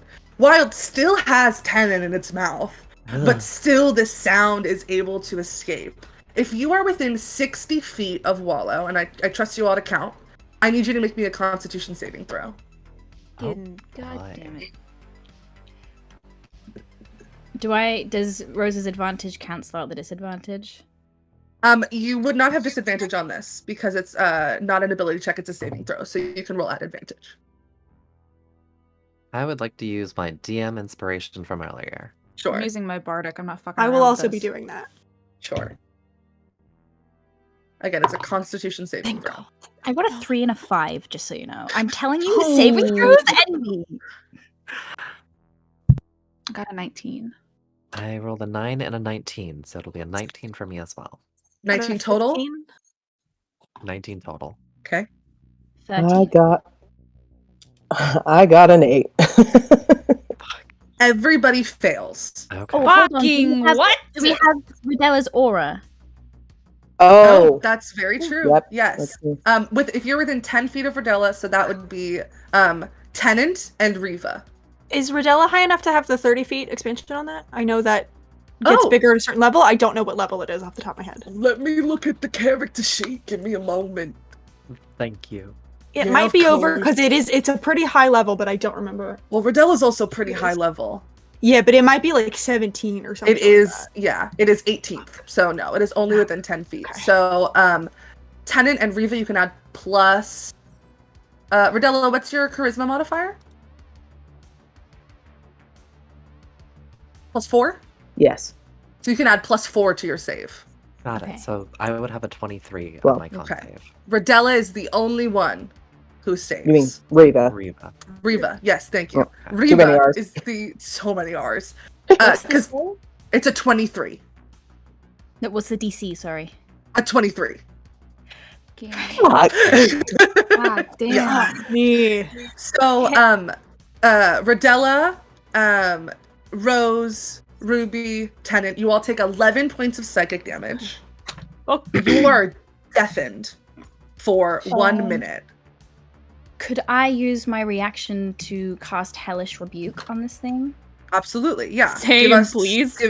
Give me one moment to. So you're deafened for 1 minute, which means that you effectively cannot hear.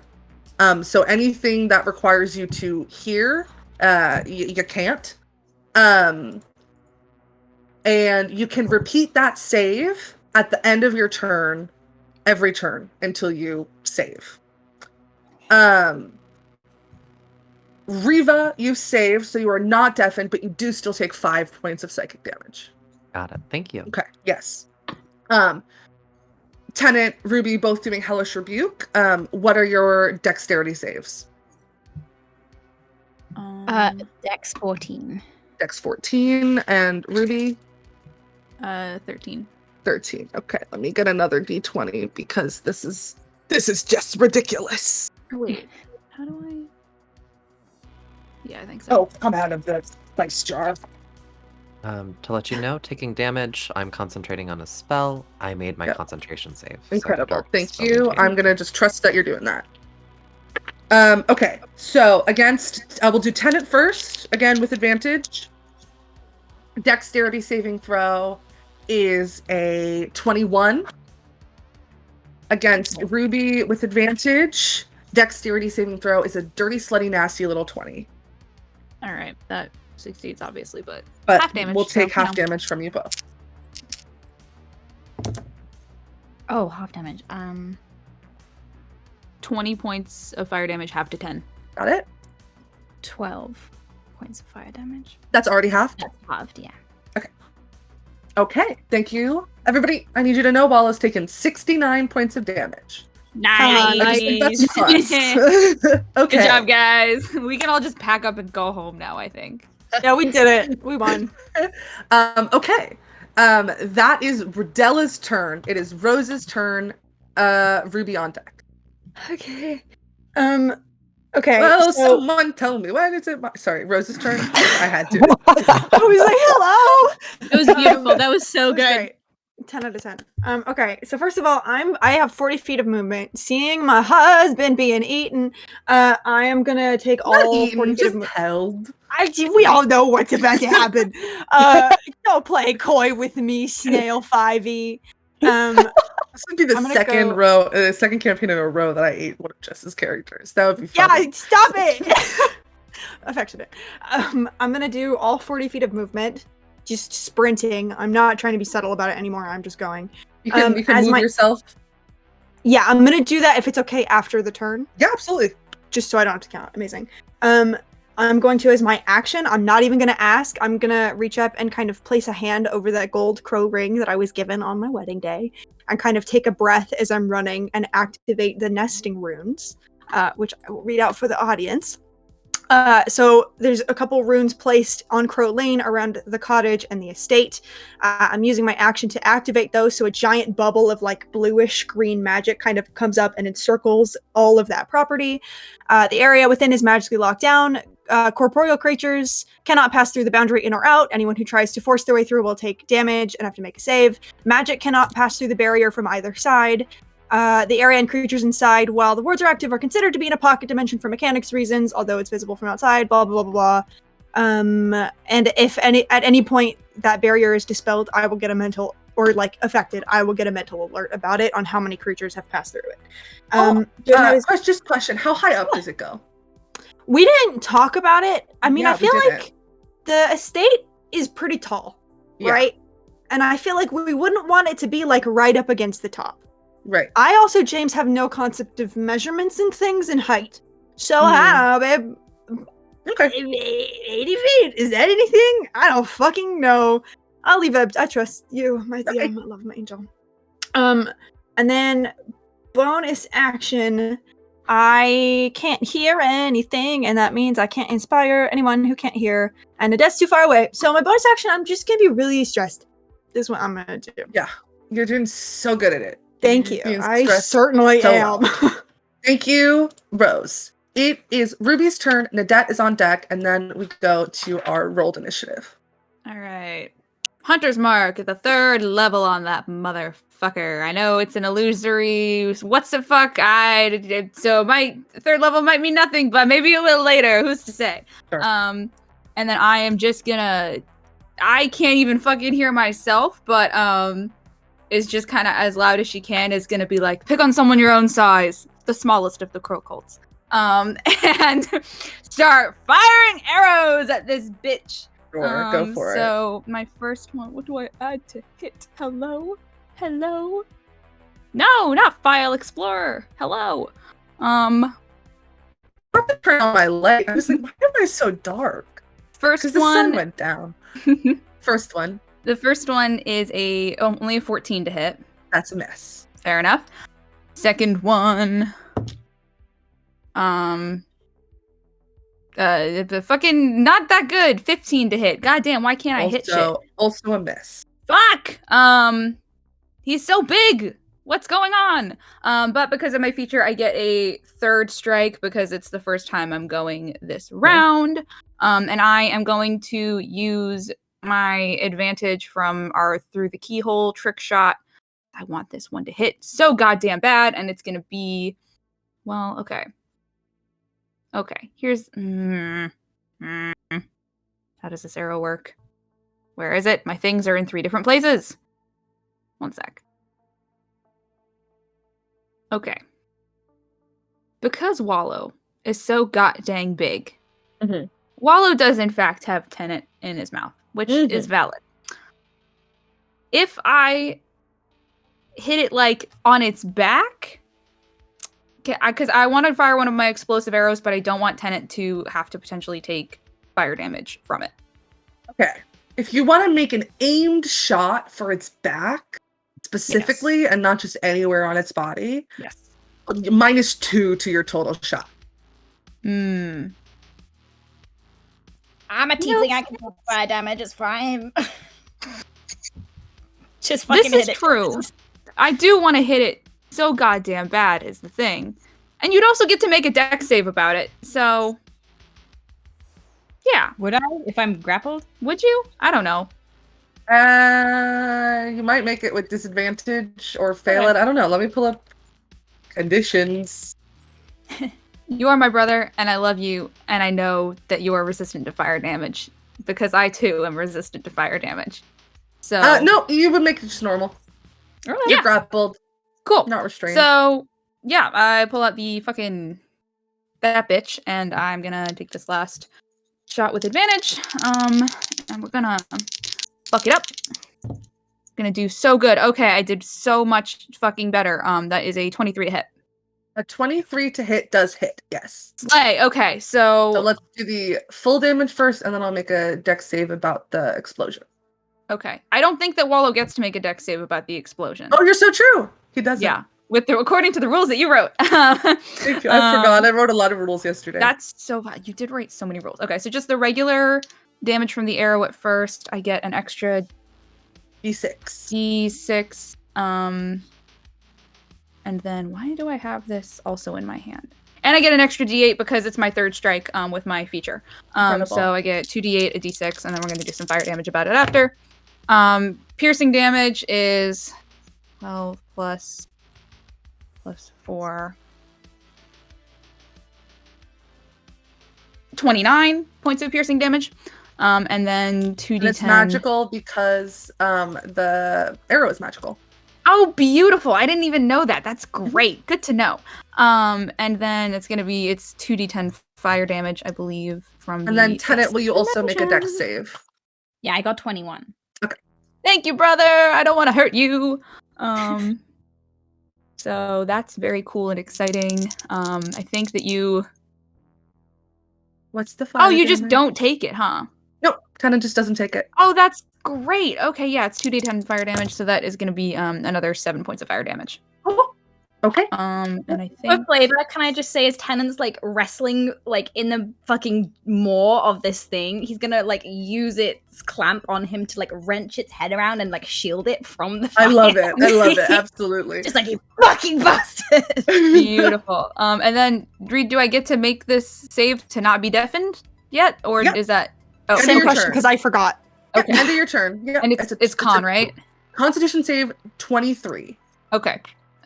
I might not make this at all, this combat. I don't know, man. You and me, babe. Like, do I have Constitution? Yes. Is it high? No. Okay. What am I fucking rolling? Jesus. Fucking 19 again. Damn. Ugh. Who would have thought I'd say damn about a 19? Okay. That is it. I'm not moving. I'm done. All right. Thank you very much. Nadette, it is your turn, and Wallow is on deck. Perfect. I'm going to use my full 30 feet of movement to get closer. I'm like 65, 70 feet away from it. Yep, just don't forget to move bonus yourself action. at the end of your turn. Yes. Bonus action to dash, so I'm within 10 feet of it. Sure. While I'm running through the woods, I have I ritually cast Speak with Animals. Do I hear any suspicious things from animals just as I'm running through the woods? Or like when Wallow cawed, was it a specific call or was it just a yell? Like, what's the vibe as I'm booking it through these woods in my high heels? Yeah, make me a perception check. It's going to be just a free action. Absolutely. Oh, okay, that's a 7. I have a 3, so 10. No, all you really hear is your own footsteps as you're rushing through the wood. Yeah. Your heart beating in your chest. That's kind of all you get. I need to start going on runs with Tennant and Rodella. Woo! And then gonna get to within 10 feet of Wallow. Sure. And let's see. Who is that next to me? Is that Riva? Yeah. I'm gonna kind of pull up kind of adjacent to Riva, and I just want to use so I'm with my mother. And then I'm just gonna do a little just a little sneaky little vicious mockery at this bird, and just go, oh, I kind of thought you'd be bigger. And so I need you to make a wisdom saving throw, please. Was making it with advantage. It's a 10. Yeah, you don't take much damage, but you take a little bit. Well, my pride is hurt. Oh yeah, you take the full 4 points of psychic damage that you can do. Nice. And you have disadvantage on your next attack roll. Okay. Thank you very much. Mhm. Is that the end That's of your my turn. turn? Yes. All right, top of round 2. It is Wallow's turn. Wallow with Tenant in his mouth. Tenant, you are now officially restrained now that it's Wallow's turn again. Is What's the going difference between grappled and restrained? I'm so dumb. No, that's totally fine. So grappled, your speed becomes 0, and that's kind of it. Restrained is where you get all the extra effects of like attack rolls against you have advantage. Your attacks have disadvantage. You have disadvantage on dexterity saving throws. They often go hand in hand together. Gotcha. But there are some effects where it's like it's got to wait a turn until you're restrained. Anyway, now you're restrained as well as grappled. You're betraying me. Of course. Wallow is going to making direct eye contact with Rodella, make 2 slashing claw attacks at Tenant. These are both going to be with advantage because you are restrained. Mm-hmm. The first one is a 35 to hit. That just hit. I don't think so. I think probably not. The second one is a 21 to hit. Yeah. Was that with disadvantage? The first one? Oh, The first one should have been flat. You're so true. First one flat is... How close is Wallow to me? Because I compelled it to like come like directly to me. Yeah, he's right next to you. It's Tenant, so Tenant would be within 5 feet of me. Wallow is 20 feet tall. And Okay, is in his I'm gonna mouth. jump. Yeah. If I jump, will Tenant be within 5 feet of me? You can't because it's not your turn. Okay. God Yeah. damn it. Sorry. I have a reaction. I know. I'm so sorry. It's a 34 instead of a 35. Well, I tried. What do you think happens, Reed? You know, I like to say a big number sometimes. Uh-huh. Everybody gets a chance. You did so much damage to my guy. Everyone gets to say a big number. It's only okay. fair, huh? It's only fair. Okay, the first attack is 14 points of slashing damage. The second attack is 20 points of slashing damage. So 34 total. Okay. However, can't make its last attack with its mandibles because you're in its mouth. So that is the end of Wallow's turn. Next up is Tenant with Rodella on deck. So is the only thing I can do is make a save to try and get out of this restraint? That's an action, yeah. To Yeah, escape. so that's all I can do. It's not all you can do. You can attack with disadvantage from within its mouth if you would like. You can do something else. But if you would like to escape, it does take an action. Okay. Yeah, I will do that. Sure. So, So you can make an athletics or acrobatics check. The DC we're trying to beat is 24. fuck. And is this just a straight roll? It would be a disadvantage because of the exhaustion. Okay. Oh, that's so true. Oh, that's not that bad. Acrobatics? Mm-hmm. 25. 25. You manage to wriggle out, and you do start to fall 20 feet. Okay. I'll cast Featherfall as a reaction. Okay, so you gently float to the ground. That was your action. You still have a bonus action and movement. Can I say, I was holding my 2 pistol. No. You were. So as a bonus action, I can fire one of them. I believe that's only if you if I use my attack as an action, yeah. Okay, so I'll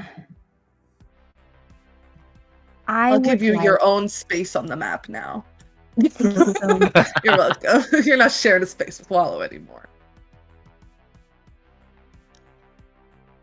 I'm going to bonus action. I'm gonna just utter the most decrepit, infernal, like, curses at it and cast Hex on it. Sure. What do you need from me, if anything? Nothing. Cool. What does Hex do? I deal extra damage for the next hour whenever I hit it with an attack. Oh, choose one ability when I cast a spell. The target has disadvantage on ability checks. I'm gonna choose. What have we worked out that it's like the best at so far? It's pretty good at Dex, right? I believe so. This is only ability checks. This is not saving throws or attacks. Oh, okay.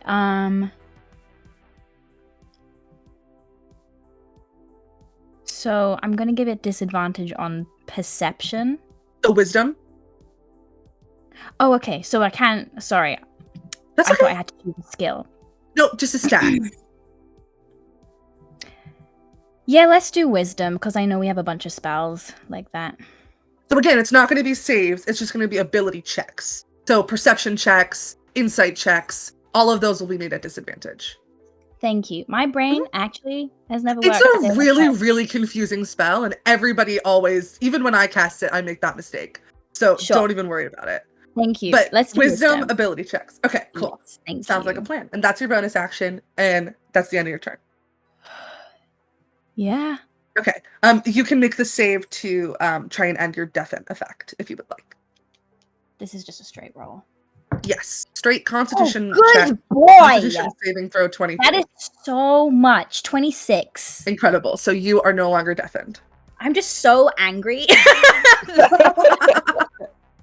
Just Awesome. pure spite is fueling me right now. Awesome. I'm also so bloodied, by the way, everyone else. It is Redella's turn, but before Redella's turn, Wallow is going to take a legendary action. Oh, come on. Wallow is going to take a wing attack. You watch as it starts to beat its massive wings. So anybody who is within 10 feet, who I believe is Nadette, Tennant, Rose, and Redella, go ahead and make me a dexterity saving throw. With +4, right? Because Oh we're my right there with Rodella. Yes. That's not even. Not Nadette. Nadette does not get the +4. Oh my Yeah, god. I got an 18. 18 total, that's a fail. 8. I think. 14. 14 is a fail.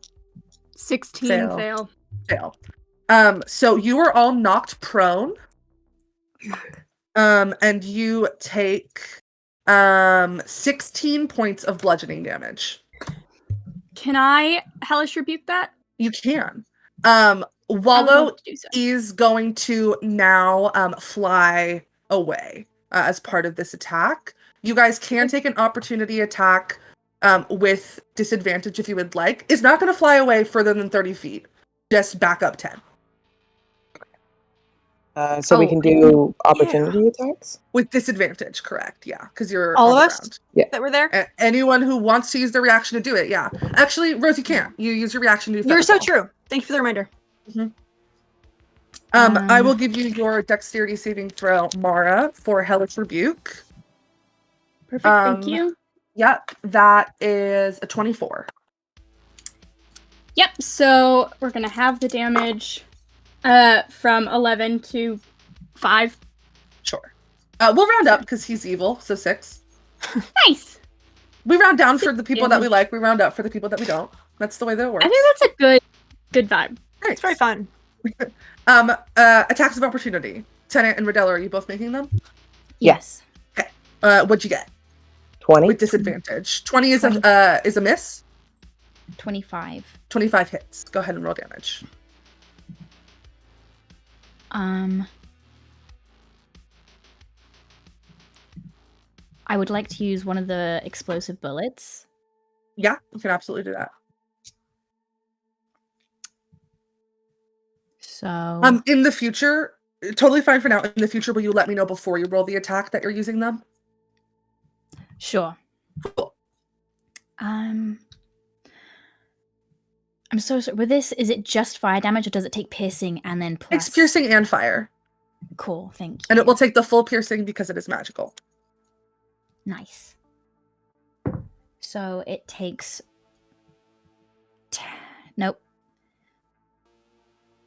13 points of piercing Sure. and then 2d10 magical. And 15 points of fire damage. Sure.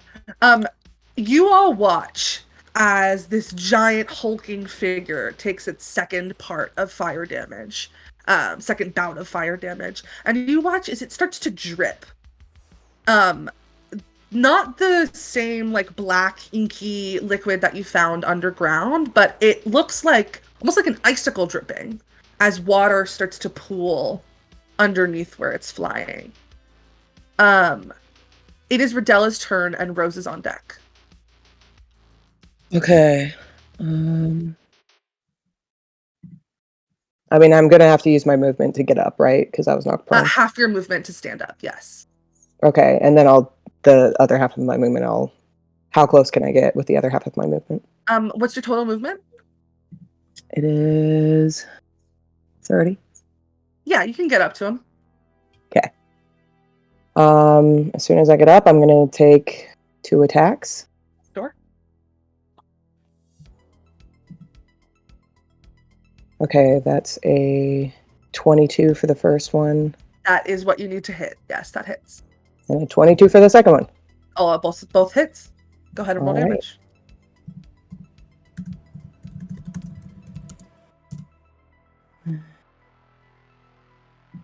I'm gonna use my improved divine smite as well. That applies automatically. Yep.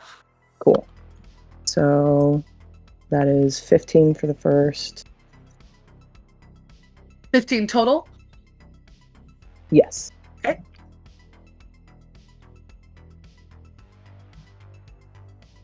And then that's 12 for the second. 12 for the second. Incredible. That's your action. Okay, and then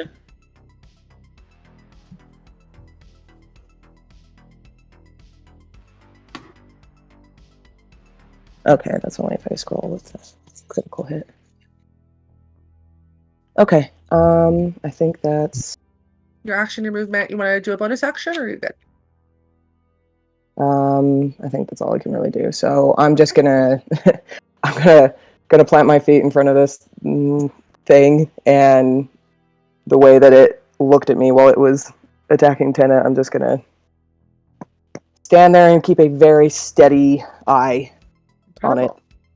Thank you, TT. Rose, it is your turn. Ruby is on deck.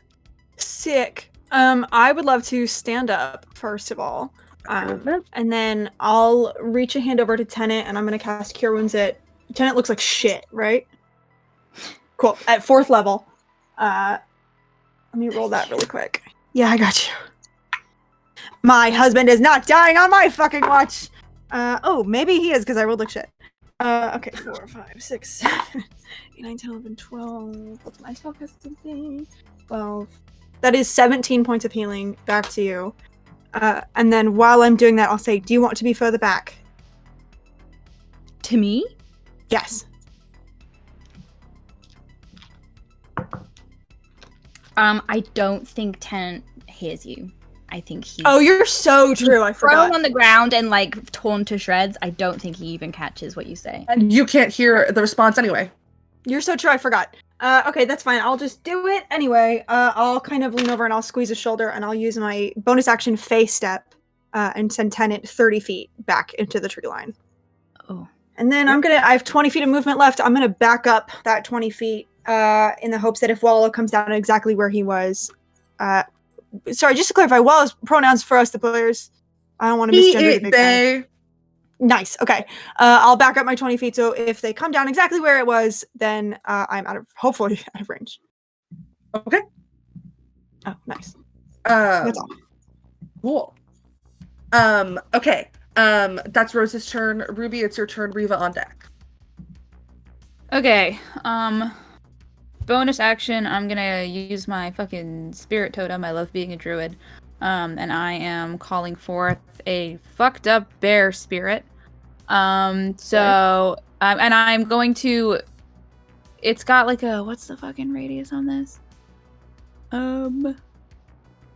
30-foot radius around a point that I can see. So I'm going to just center it right in the middle of my close good buddies. And it only affects my allies. So everybody gets 7 temporary hit points. everybody who's like around Wallow, right? Or well, I don't Well, know. if let me Lotus make would. you a little shape, and we'll put it on Make there. me a little shape. I would love a make little you a shape little just for smiley visualization purposes. There you go. There's your guy. Thank you. Where you want to put him? I'm gonna put him because he's got a 30-foot. Reed, I'm gonna make him big for a minute because I don't know how much 30 looks like. Yeah, that's fine. Okay. 30-foot radius, so that's great. Okay, so that's large. He's a large little bear. He's a large bear. Big guy, yeah! Okay, I'm gonna put him right there, and I can make him disappear now because we know what that. Okay, so it hits all of my buddies. Yes. Everybody gets 7 temporary hit points, and everyone also now has advantage on strength checks and saving throws because I don't want somebody to get picked up again. So keep that in your brains. And then I'm gonna make 2 attacks, and I'm gonna use an explosive arrow again on the first one because I feel good about it. So let's just see what happens. Chaser and Mish the Golden Gorgon, don't fucking fail me now. I'm so scared. Oh my god, that's so good. Thank you, Mish. I love you. Mwah. That is a 26 to hit. What is the minimum amount of damage that you can do? Right now, okay. So with it's a D4, it's a D6 plus 4. So plus the 2d10 fire. Plus the 2d10 fire. So that's 1, 2, 3, 4, 10. How do you want to do this? Oh, shit! I know that this is a fucked up illusory guy, but it's still fucking cool. Yeah, I think Ruby's still not able to hear. I think that there's just like this ringing in her ears that is like combining with the beating of her own heart. That's just the blood racing. And this thing fucked up. This thing fucked with her family. And I think in that moment, the spot where she tagged her hunter's mark on its back glows, and for an instant it's just a perfect little red archery target. Just that beautiful red dot. She knocks her bow, breathes in, breathes out, release, and it drives home. Your arrow finds purchase on Wallow's back, and as the fire ignites from within it, you watch as again Wallow continues to melt. This, like, the dripping that was happening picks up in speed, almost as if it's being like attacked with a hairdryer. And all of you who are deafened are no longer deafened. And you watch as Wallow looks towards just the swirling mass of darkness that Riva disappeared into. And again says, "You think you are smart. You are not as smart as you think you are."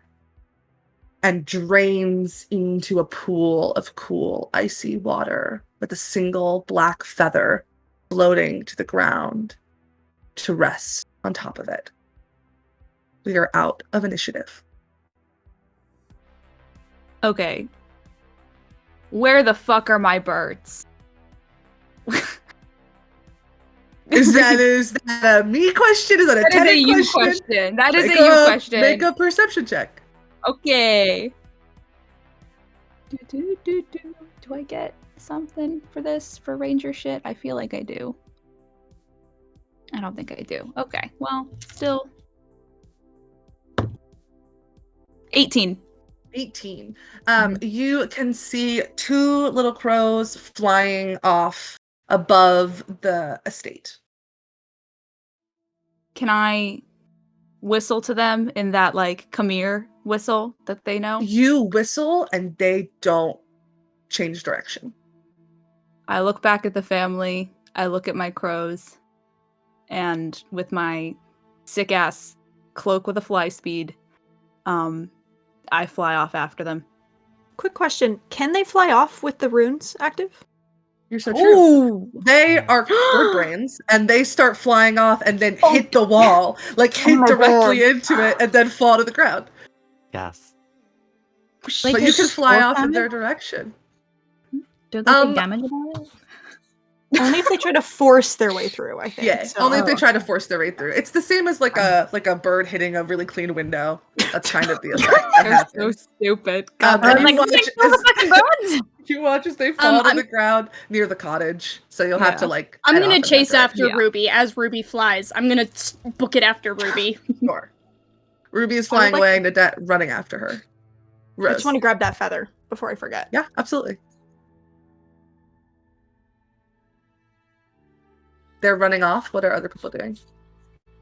Rodella immediately goes over to Tennant and just starts like checking him over and I think Tennant's still prone because he was prone when he got Misty Step, so he's literally just okay, then in I'm gonna help in you the up. woods, like probably dry heaving blood. I don't know. Oh baby. So yeah, I I'm gonna so much Yeah. I'm gonna immediately run over and just start checking him over for any wounds, and going to give him.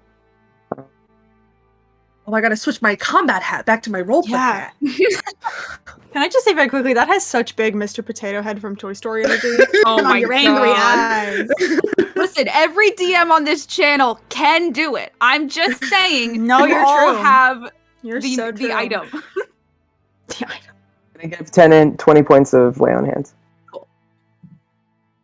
I think Tennant just like grips like the front of your shirt and his like fists are like shaking, but he's not looking at you. Rodella's just gonna kind of smooth his hair down and not get him to his feet quite yet, but just give him a minute to breathe. And just say, "Is there anything you need?" Just shakes his head. All right. You good?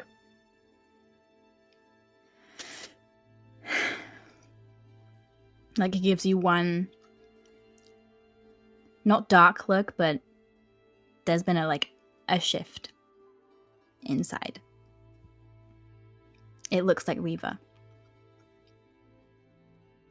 And when that happens, I think Riva is also there and puts like a hand on your shoulder. Just says, "It was a good shot. Well done."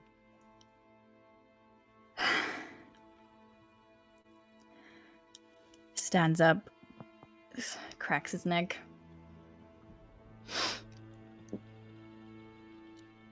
What do we do? Regroup. Go back inside. I'm gonna make us some food. We can plan for a bird hunt.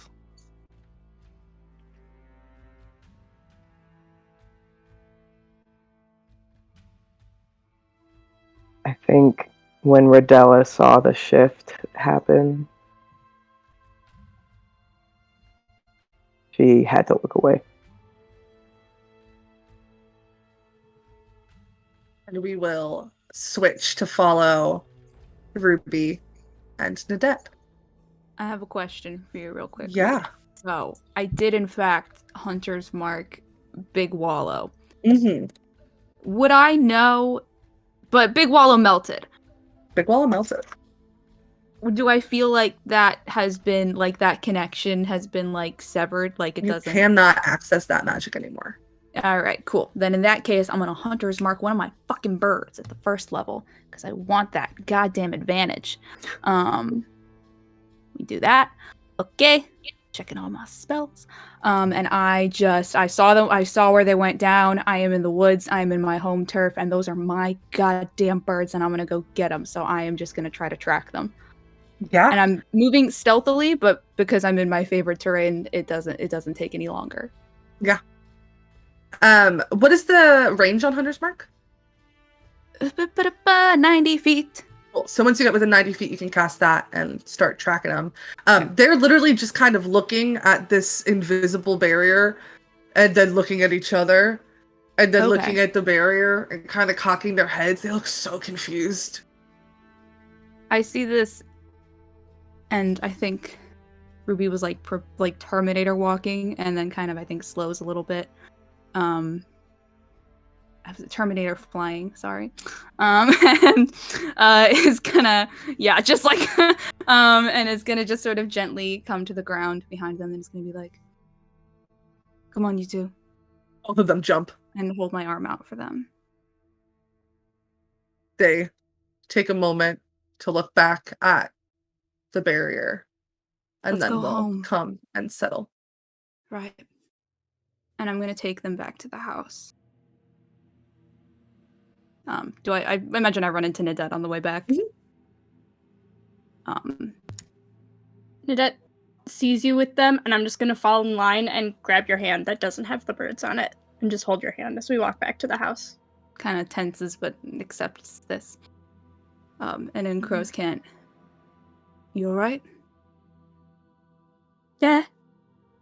All good. I think I stepped in deer scat, but Actually raccoon, but not important. Oh, really? I did look like deer. I was confused. It does, yeah. It's Alright. a common mistake. It's fair. Everyone heading back? Are you? I'm going wherever you're going. Yeah, so they're all going to the house, I think, but I don't know, I didn't stick around, but... Right. Are you okay? I'm fine. Barely touched me. It was really just that noise. Oh, yeah. I was a little far away, but it sounded brutal. Yeah. If you need me to... I can be the one to... just gestures, cocks my head at the birds, talk to them if you need to I'm not pull talking yourself to them. away. Okay. That's... I need to talk to Rose right now. Yeah. I gotta figure this out. I thought maybe they'd been replaced. I thought... I don't know. I didn't think that this thing had such direct contact with them. I was just gonna let them... I didn't want to tip it off. I thought, I shouldn't have used them like that for information. Look. We're gonna get through this all together. We're gonna figure it out. And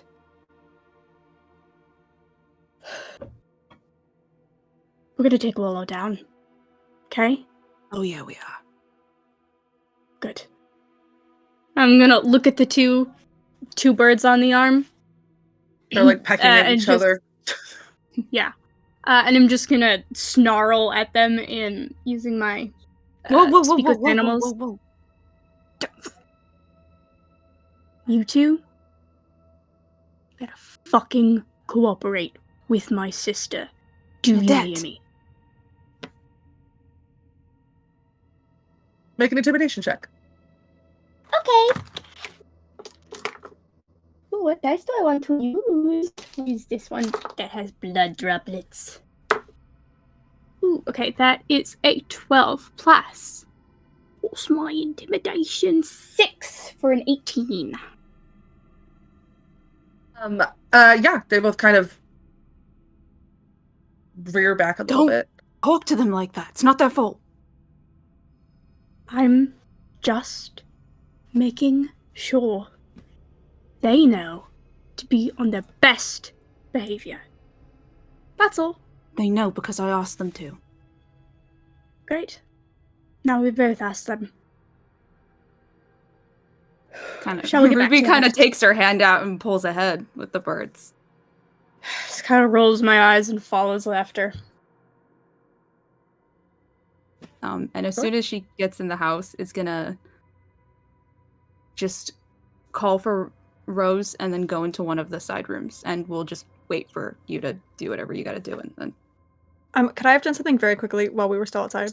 Do something as slow as you need to. Thank you so much. This is my 4-hour performance. Anyway, I think while that conversation was happening with Reva and Rondella and Tennant, Rose was kind of just like seated on the ground, head between their knees. I think didn't actually pick up the feather. I think sat next to it, went to grab it and fell short because of what happened earlier today and has been staring at it.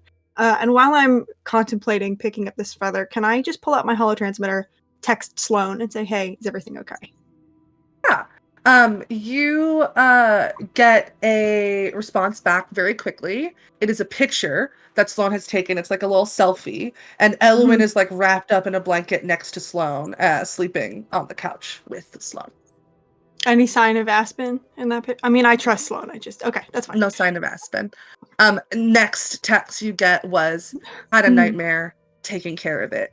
Hashtag Sloan to the rescue. I love the concept of Sloan using hashtags. It's powerful. All right, cool. I'll kind of send back a thank you here too, and I'll send a little heart. And then I would love to. I'm guessing my detect magic is gone. I was rolling concentration checks, but also I know we did that before any of this It's happened. been so much time, yeah. That is okay. I'm just gonna. Yeah, it's fine. I just lost my ear cuff. I'm gonna cast detect magic. Rose loses it here. Oh god! Oh fuck out beans. I'm just gonna cast detect magic, just out of an abundance of fucking caution to make sure there's nothing on this. On the feather? The feather that was left behind. You get the residue of an illusion spell, but not one that is active. And you get a ping of divination over your left shoulder. Okay. Can I make a deception check if I wanted to talk in the earpieces without making it clear I'm talking in the earpieces because I'm trying to hide every resource we can? Can I make a deception check to do that? You surely can. Great. I'm good at those. Fucking knock on wood. All right. That is still good. 23. Noted. And I will just say into the earpiece, we're being watched.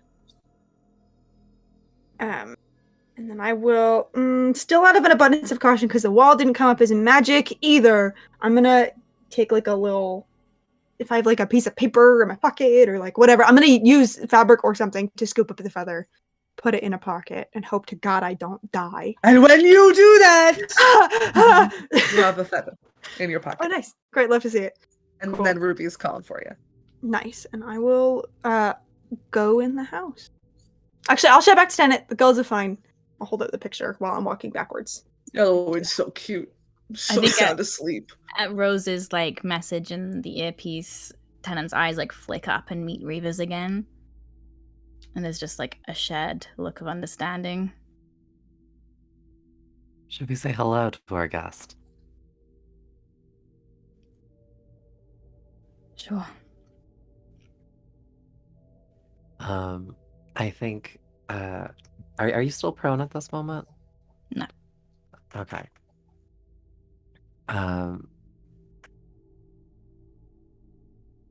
Do we have a general sense of where the scrying is coming? If there's a floating eyeball, sort of invisibly, do we have a sense of where it is or where it's scrying from? Rose knows. Rose I don't knows. know how they would communicate that. But you can get the sense that, detect magic has a 10-foot radius. Rose was sitting by the tree, by the pool of water that is now kind of melted into the ground, looking at the feather when they cast it. So you can kind of get a sense of probably where it was at that point. Okay. Go ahead. I am going to look over my shoulder, and I'm going to fire the pistol again, and with a exploding fire bullet, I'm gonna shoot the tree. The dying one? Yes. Oh. Sure. Roll to hit. It's gonna be a low AC, but feel free to roll. It's definitely above 20, if that helps. Yeah, the tree catches fire. He just watches it burn.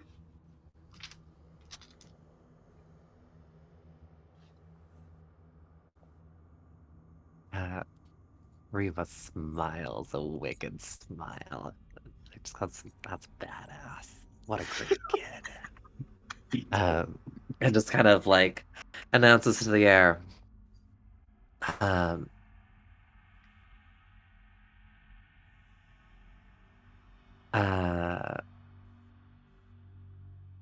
Cake is much more enjoyable when you're here to taste it.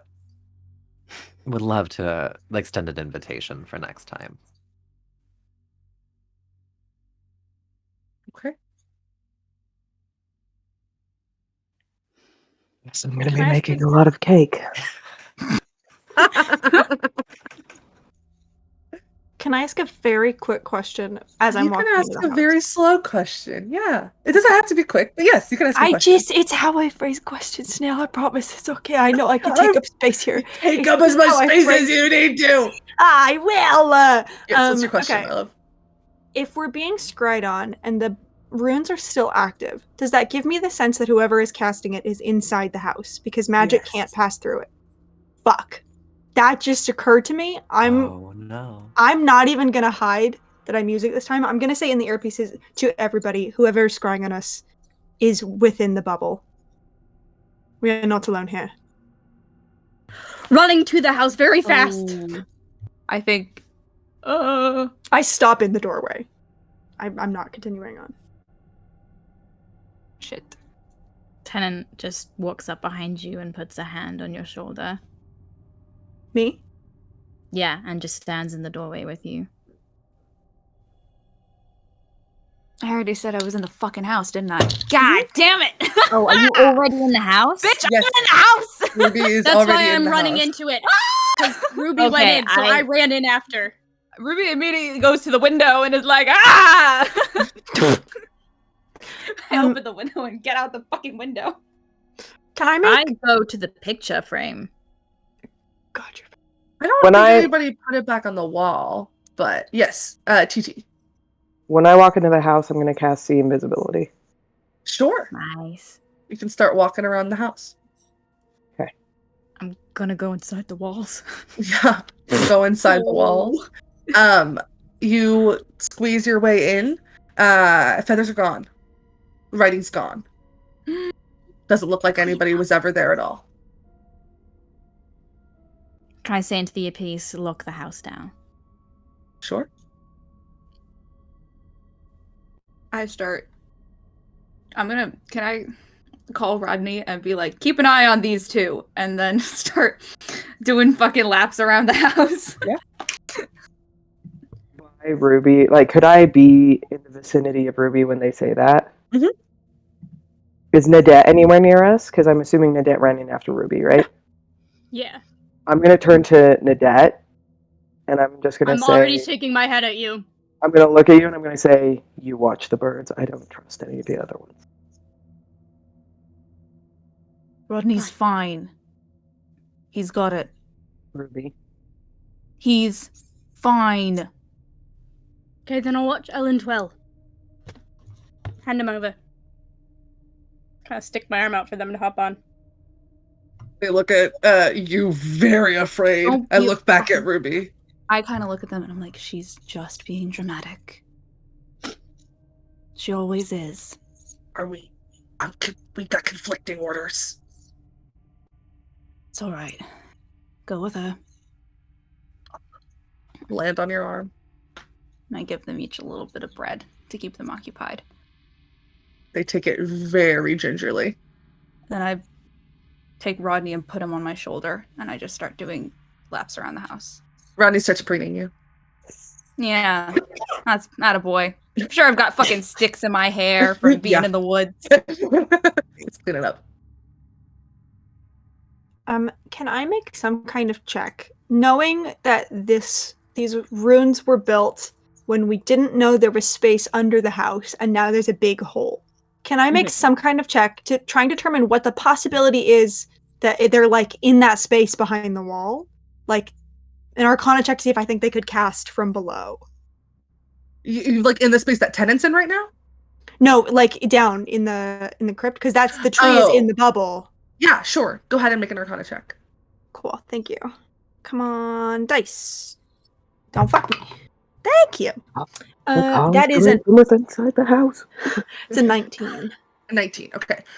You number one, you don't know how big the structure is, right? You guys Sure. were in one room and heard things coming from the other side. So you have no idea how big that structure is, but it is very possible that they could be there. And Okay. magic could, yeah. Yes, is my answer. Cool. Then I will say through the earpieces, it might be coming from the crypt. I'm not sure. I'm gonna go check on the cottage. And I'm sprinting to the cottage. The house was locked down, was it not? Yeah. I never went in the house. Oh, okay, incredible. Rose sprints to the cottage. And I think Riva would go to the crypt, Okay. getting that message. So is that then Radella, Tennant, and Ruby scanning? I guess we take a floor each. Sure. Each of you go ahead and make me a perception check.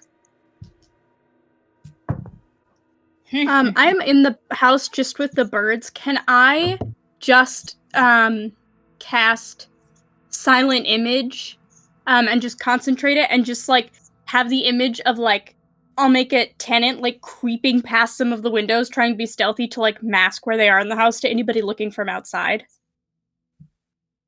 Cool. So I'm just doing that while holding on to the birds. A 12.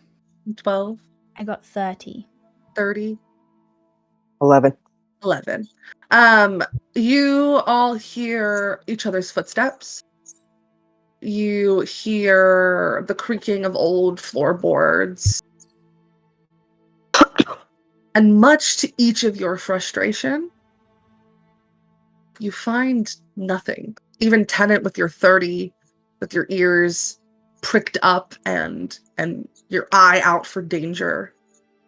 Even Radella with see invisibility up, your eyes very incessantly scanning things once, twice, 3 times over to make sure you don't miss anything.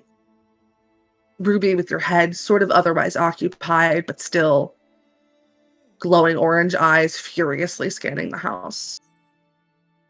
It's your normal house. Nothing out of the ordinary, nothing strange. You know, except the hole in the wall, but that was strange before. It'll still be strange now, but nothing new. The second that Rodella picks that up, Rodella's gonna call out to the kids and just say, keep the house secure. And I'm gonna run out after Riva. Rose, you're heading toward the cottage? Yes. You head toward the cottage. Did I notice the scry? Did it seem to be following anyone in particular, or did it stay? It wasn't moving. Okay, cool. Yeah, I'm gonna... When I get to the cottage, I'll give like a... Because I know Elowen is asleep in the living room. I'm gonna give a very gentle knock and kind of stick my head in. You watch as Sloane there's like a gust of wind that escapes from their hand as the door swings even more open. They wave. Out of just the biggest abundance of caution, is Sloane giving off any magic that I should not be? That was a little bit of conjuration, but that's it. No, I mean, like, is there any illusion magic on Sloane? Like, just making sure Sloane is Sloane. Sloane seems like Sloane.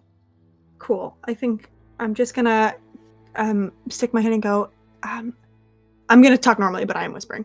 Actually, that's all right. I'll cast message. And just say, somebody is scrying on us from within the bubble. We don't know where. I'm gonna sweep the cottage, but just that you should know. Do you have any idea who or what? Yes and no. And while I'm talking to them, I'm checking like every cabinet in the kitchen. It's gonna look like a fucking poltergeist movie at this point, because I'm opening in everything and anything. And I'll put it back because my kids are in the house. I'm checking every room. I'm gonna stick my head in the hole in the wall in the closet. Just everything. And I will relay kind of a shorter version of the encounter we just had to Sloane with message in crow's cant. Yeah. After abundance of caution. Yeah. Just to be safe, as I'm doing so. They'll kind of nod, seemingly taking it all in. Go ahead and make me a perception check as you're scanning throughout the house. Okay. Come on, dice. Fuck me. 7. Do you have inspiration? See... Oh, it's my beans on toast. It's my nuclear option. Inspiration is the thing. I do have detect magic though, so I'm gonna trust in that at the very least. You see Aspen sprawled out on the bed. You see, things where you left them. You can check on the hole. Writing gone. Okay. Looks like nobody has ever been there. I think when I'm in Aspen's room, Rose like goes to smooth some hair back and then realizes there's blood on their hands and kind of just like pulls back. And Make a stealth check. Fuck. Okay. Listen, Dice. No, you're right. You're so true. Dice, listen, we're actually good at things. So if you could roll well, or don't, that's fine. Also. Jesus, 15. Okay, Aspen got a 5. Nice. That's my kid. I gave her disadvantage. Yeah, that's valid. Yeah, and I'm just gonna.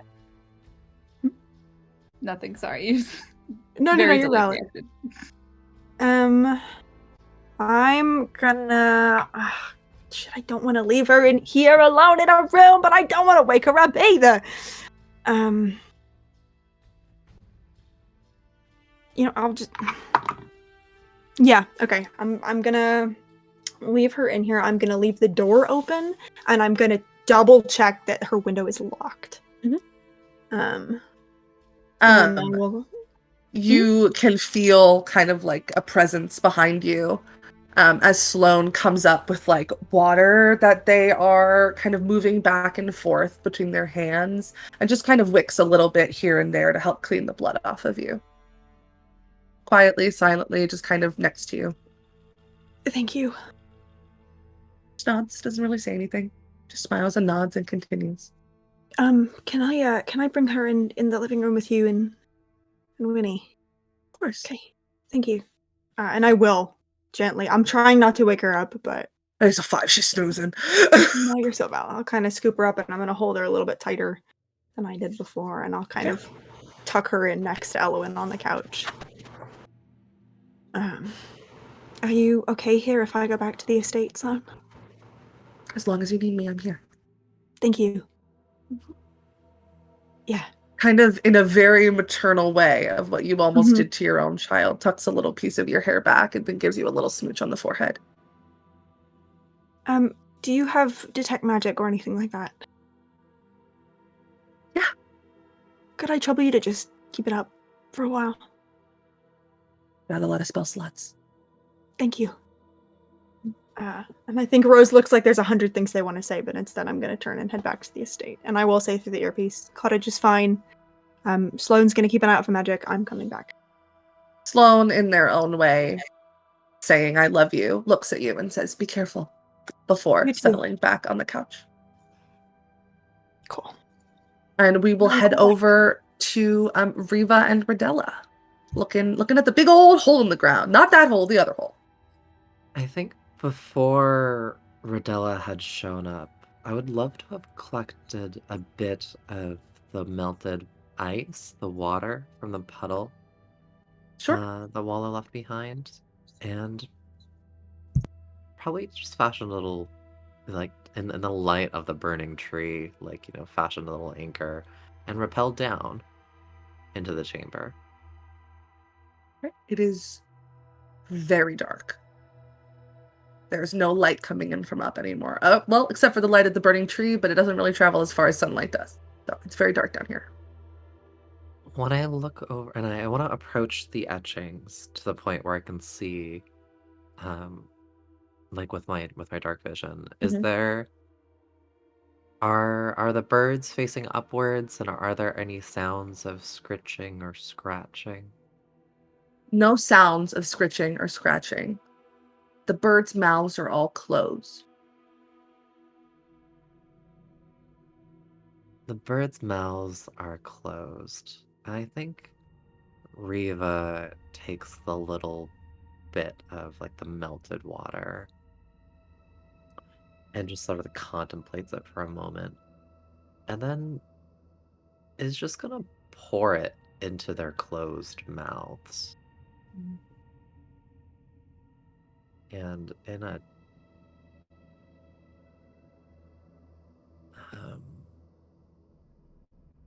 I think within her there's a snippet of like poetry that's like she's reminded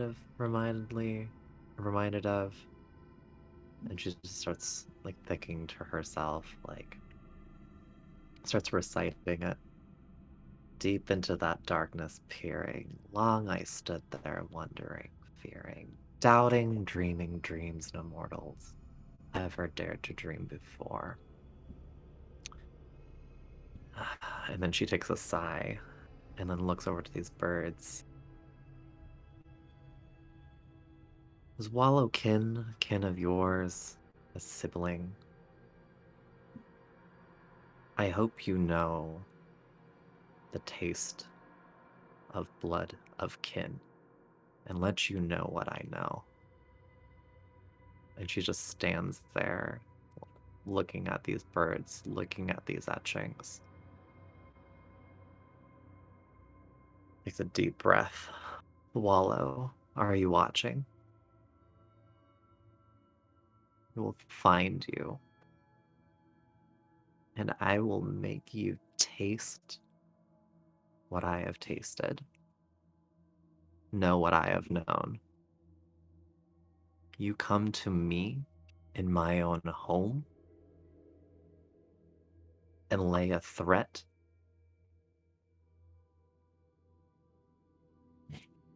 I will teach you why a group of crows is called a murder.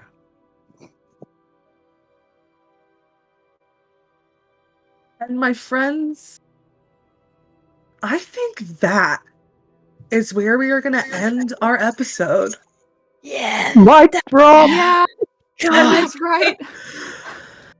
Thank you all so much for joining us. We will see you next week for episode 6 and our last episode before our winter break. Be sure to tune in to Starfarers on Wednesday and Ocean on Saturday. We got a full week of programming coming at you. You're not going to want to miss it. We will see you next time. Don't forget, a group of crows is a murder. See ya. Bye.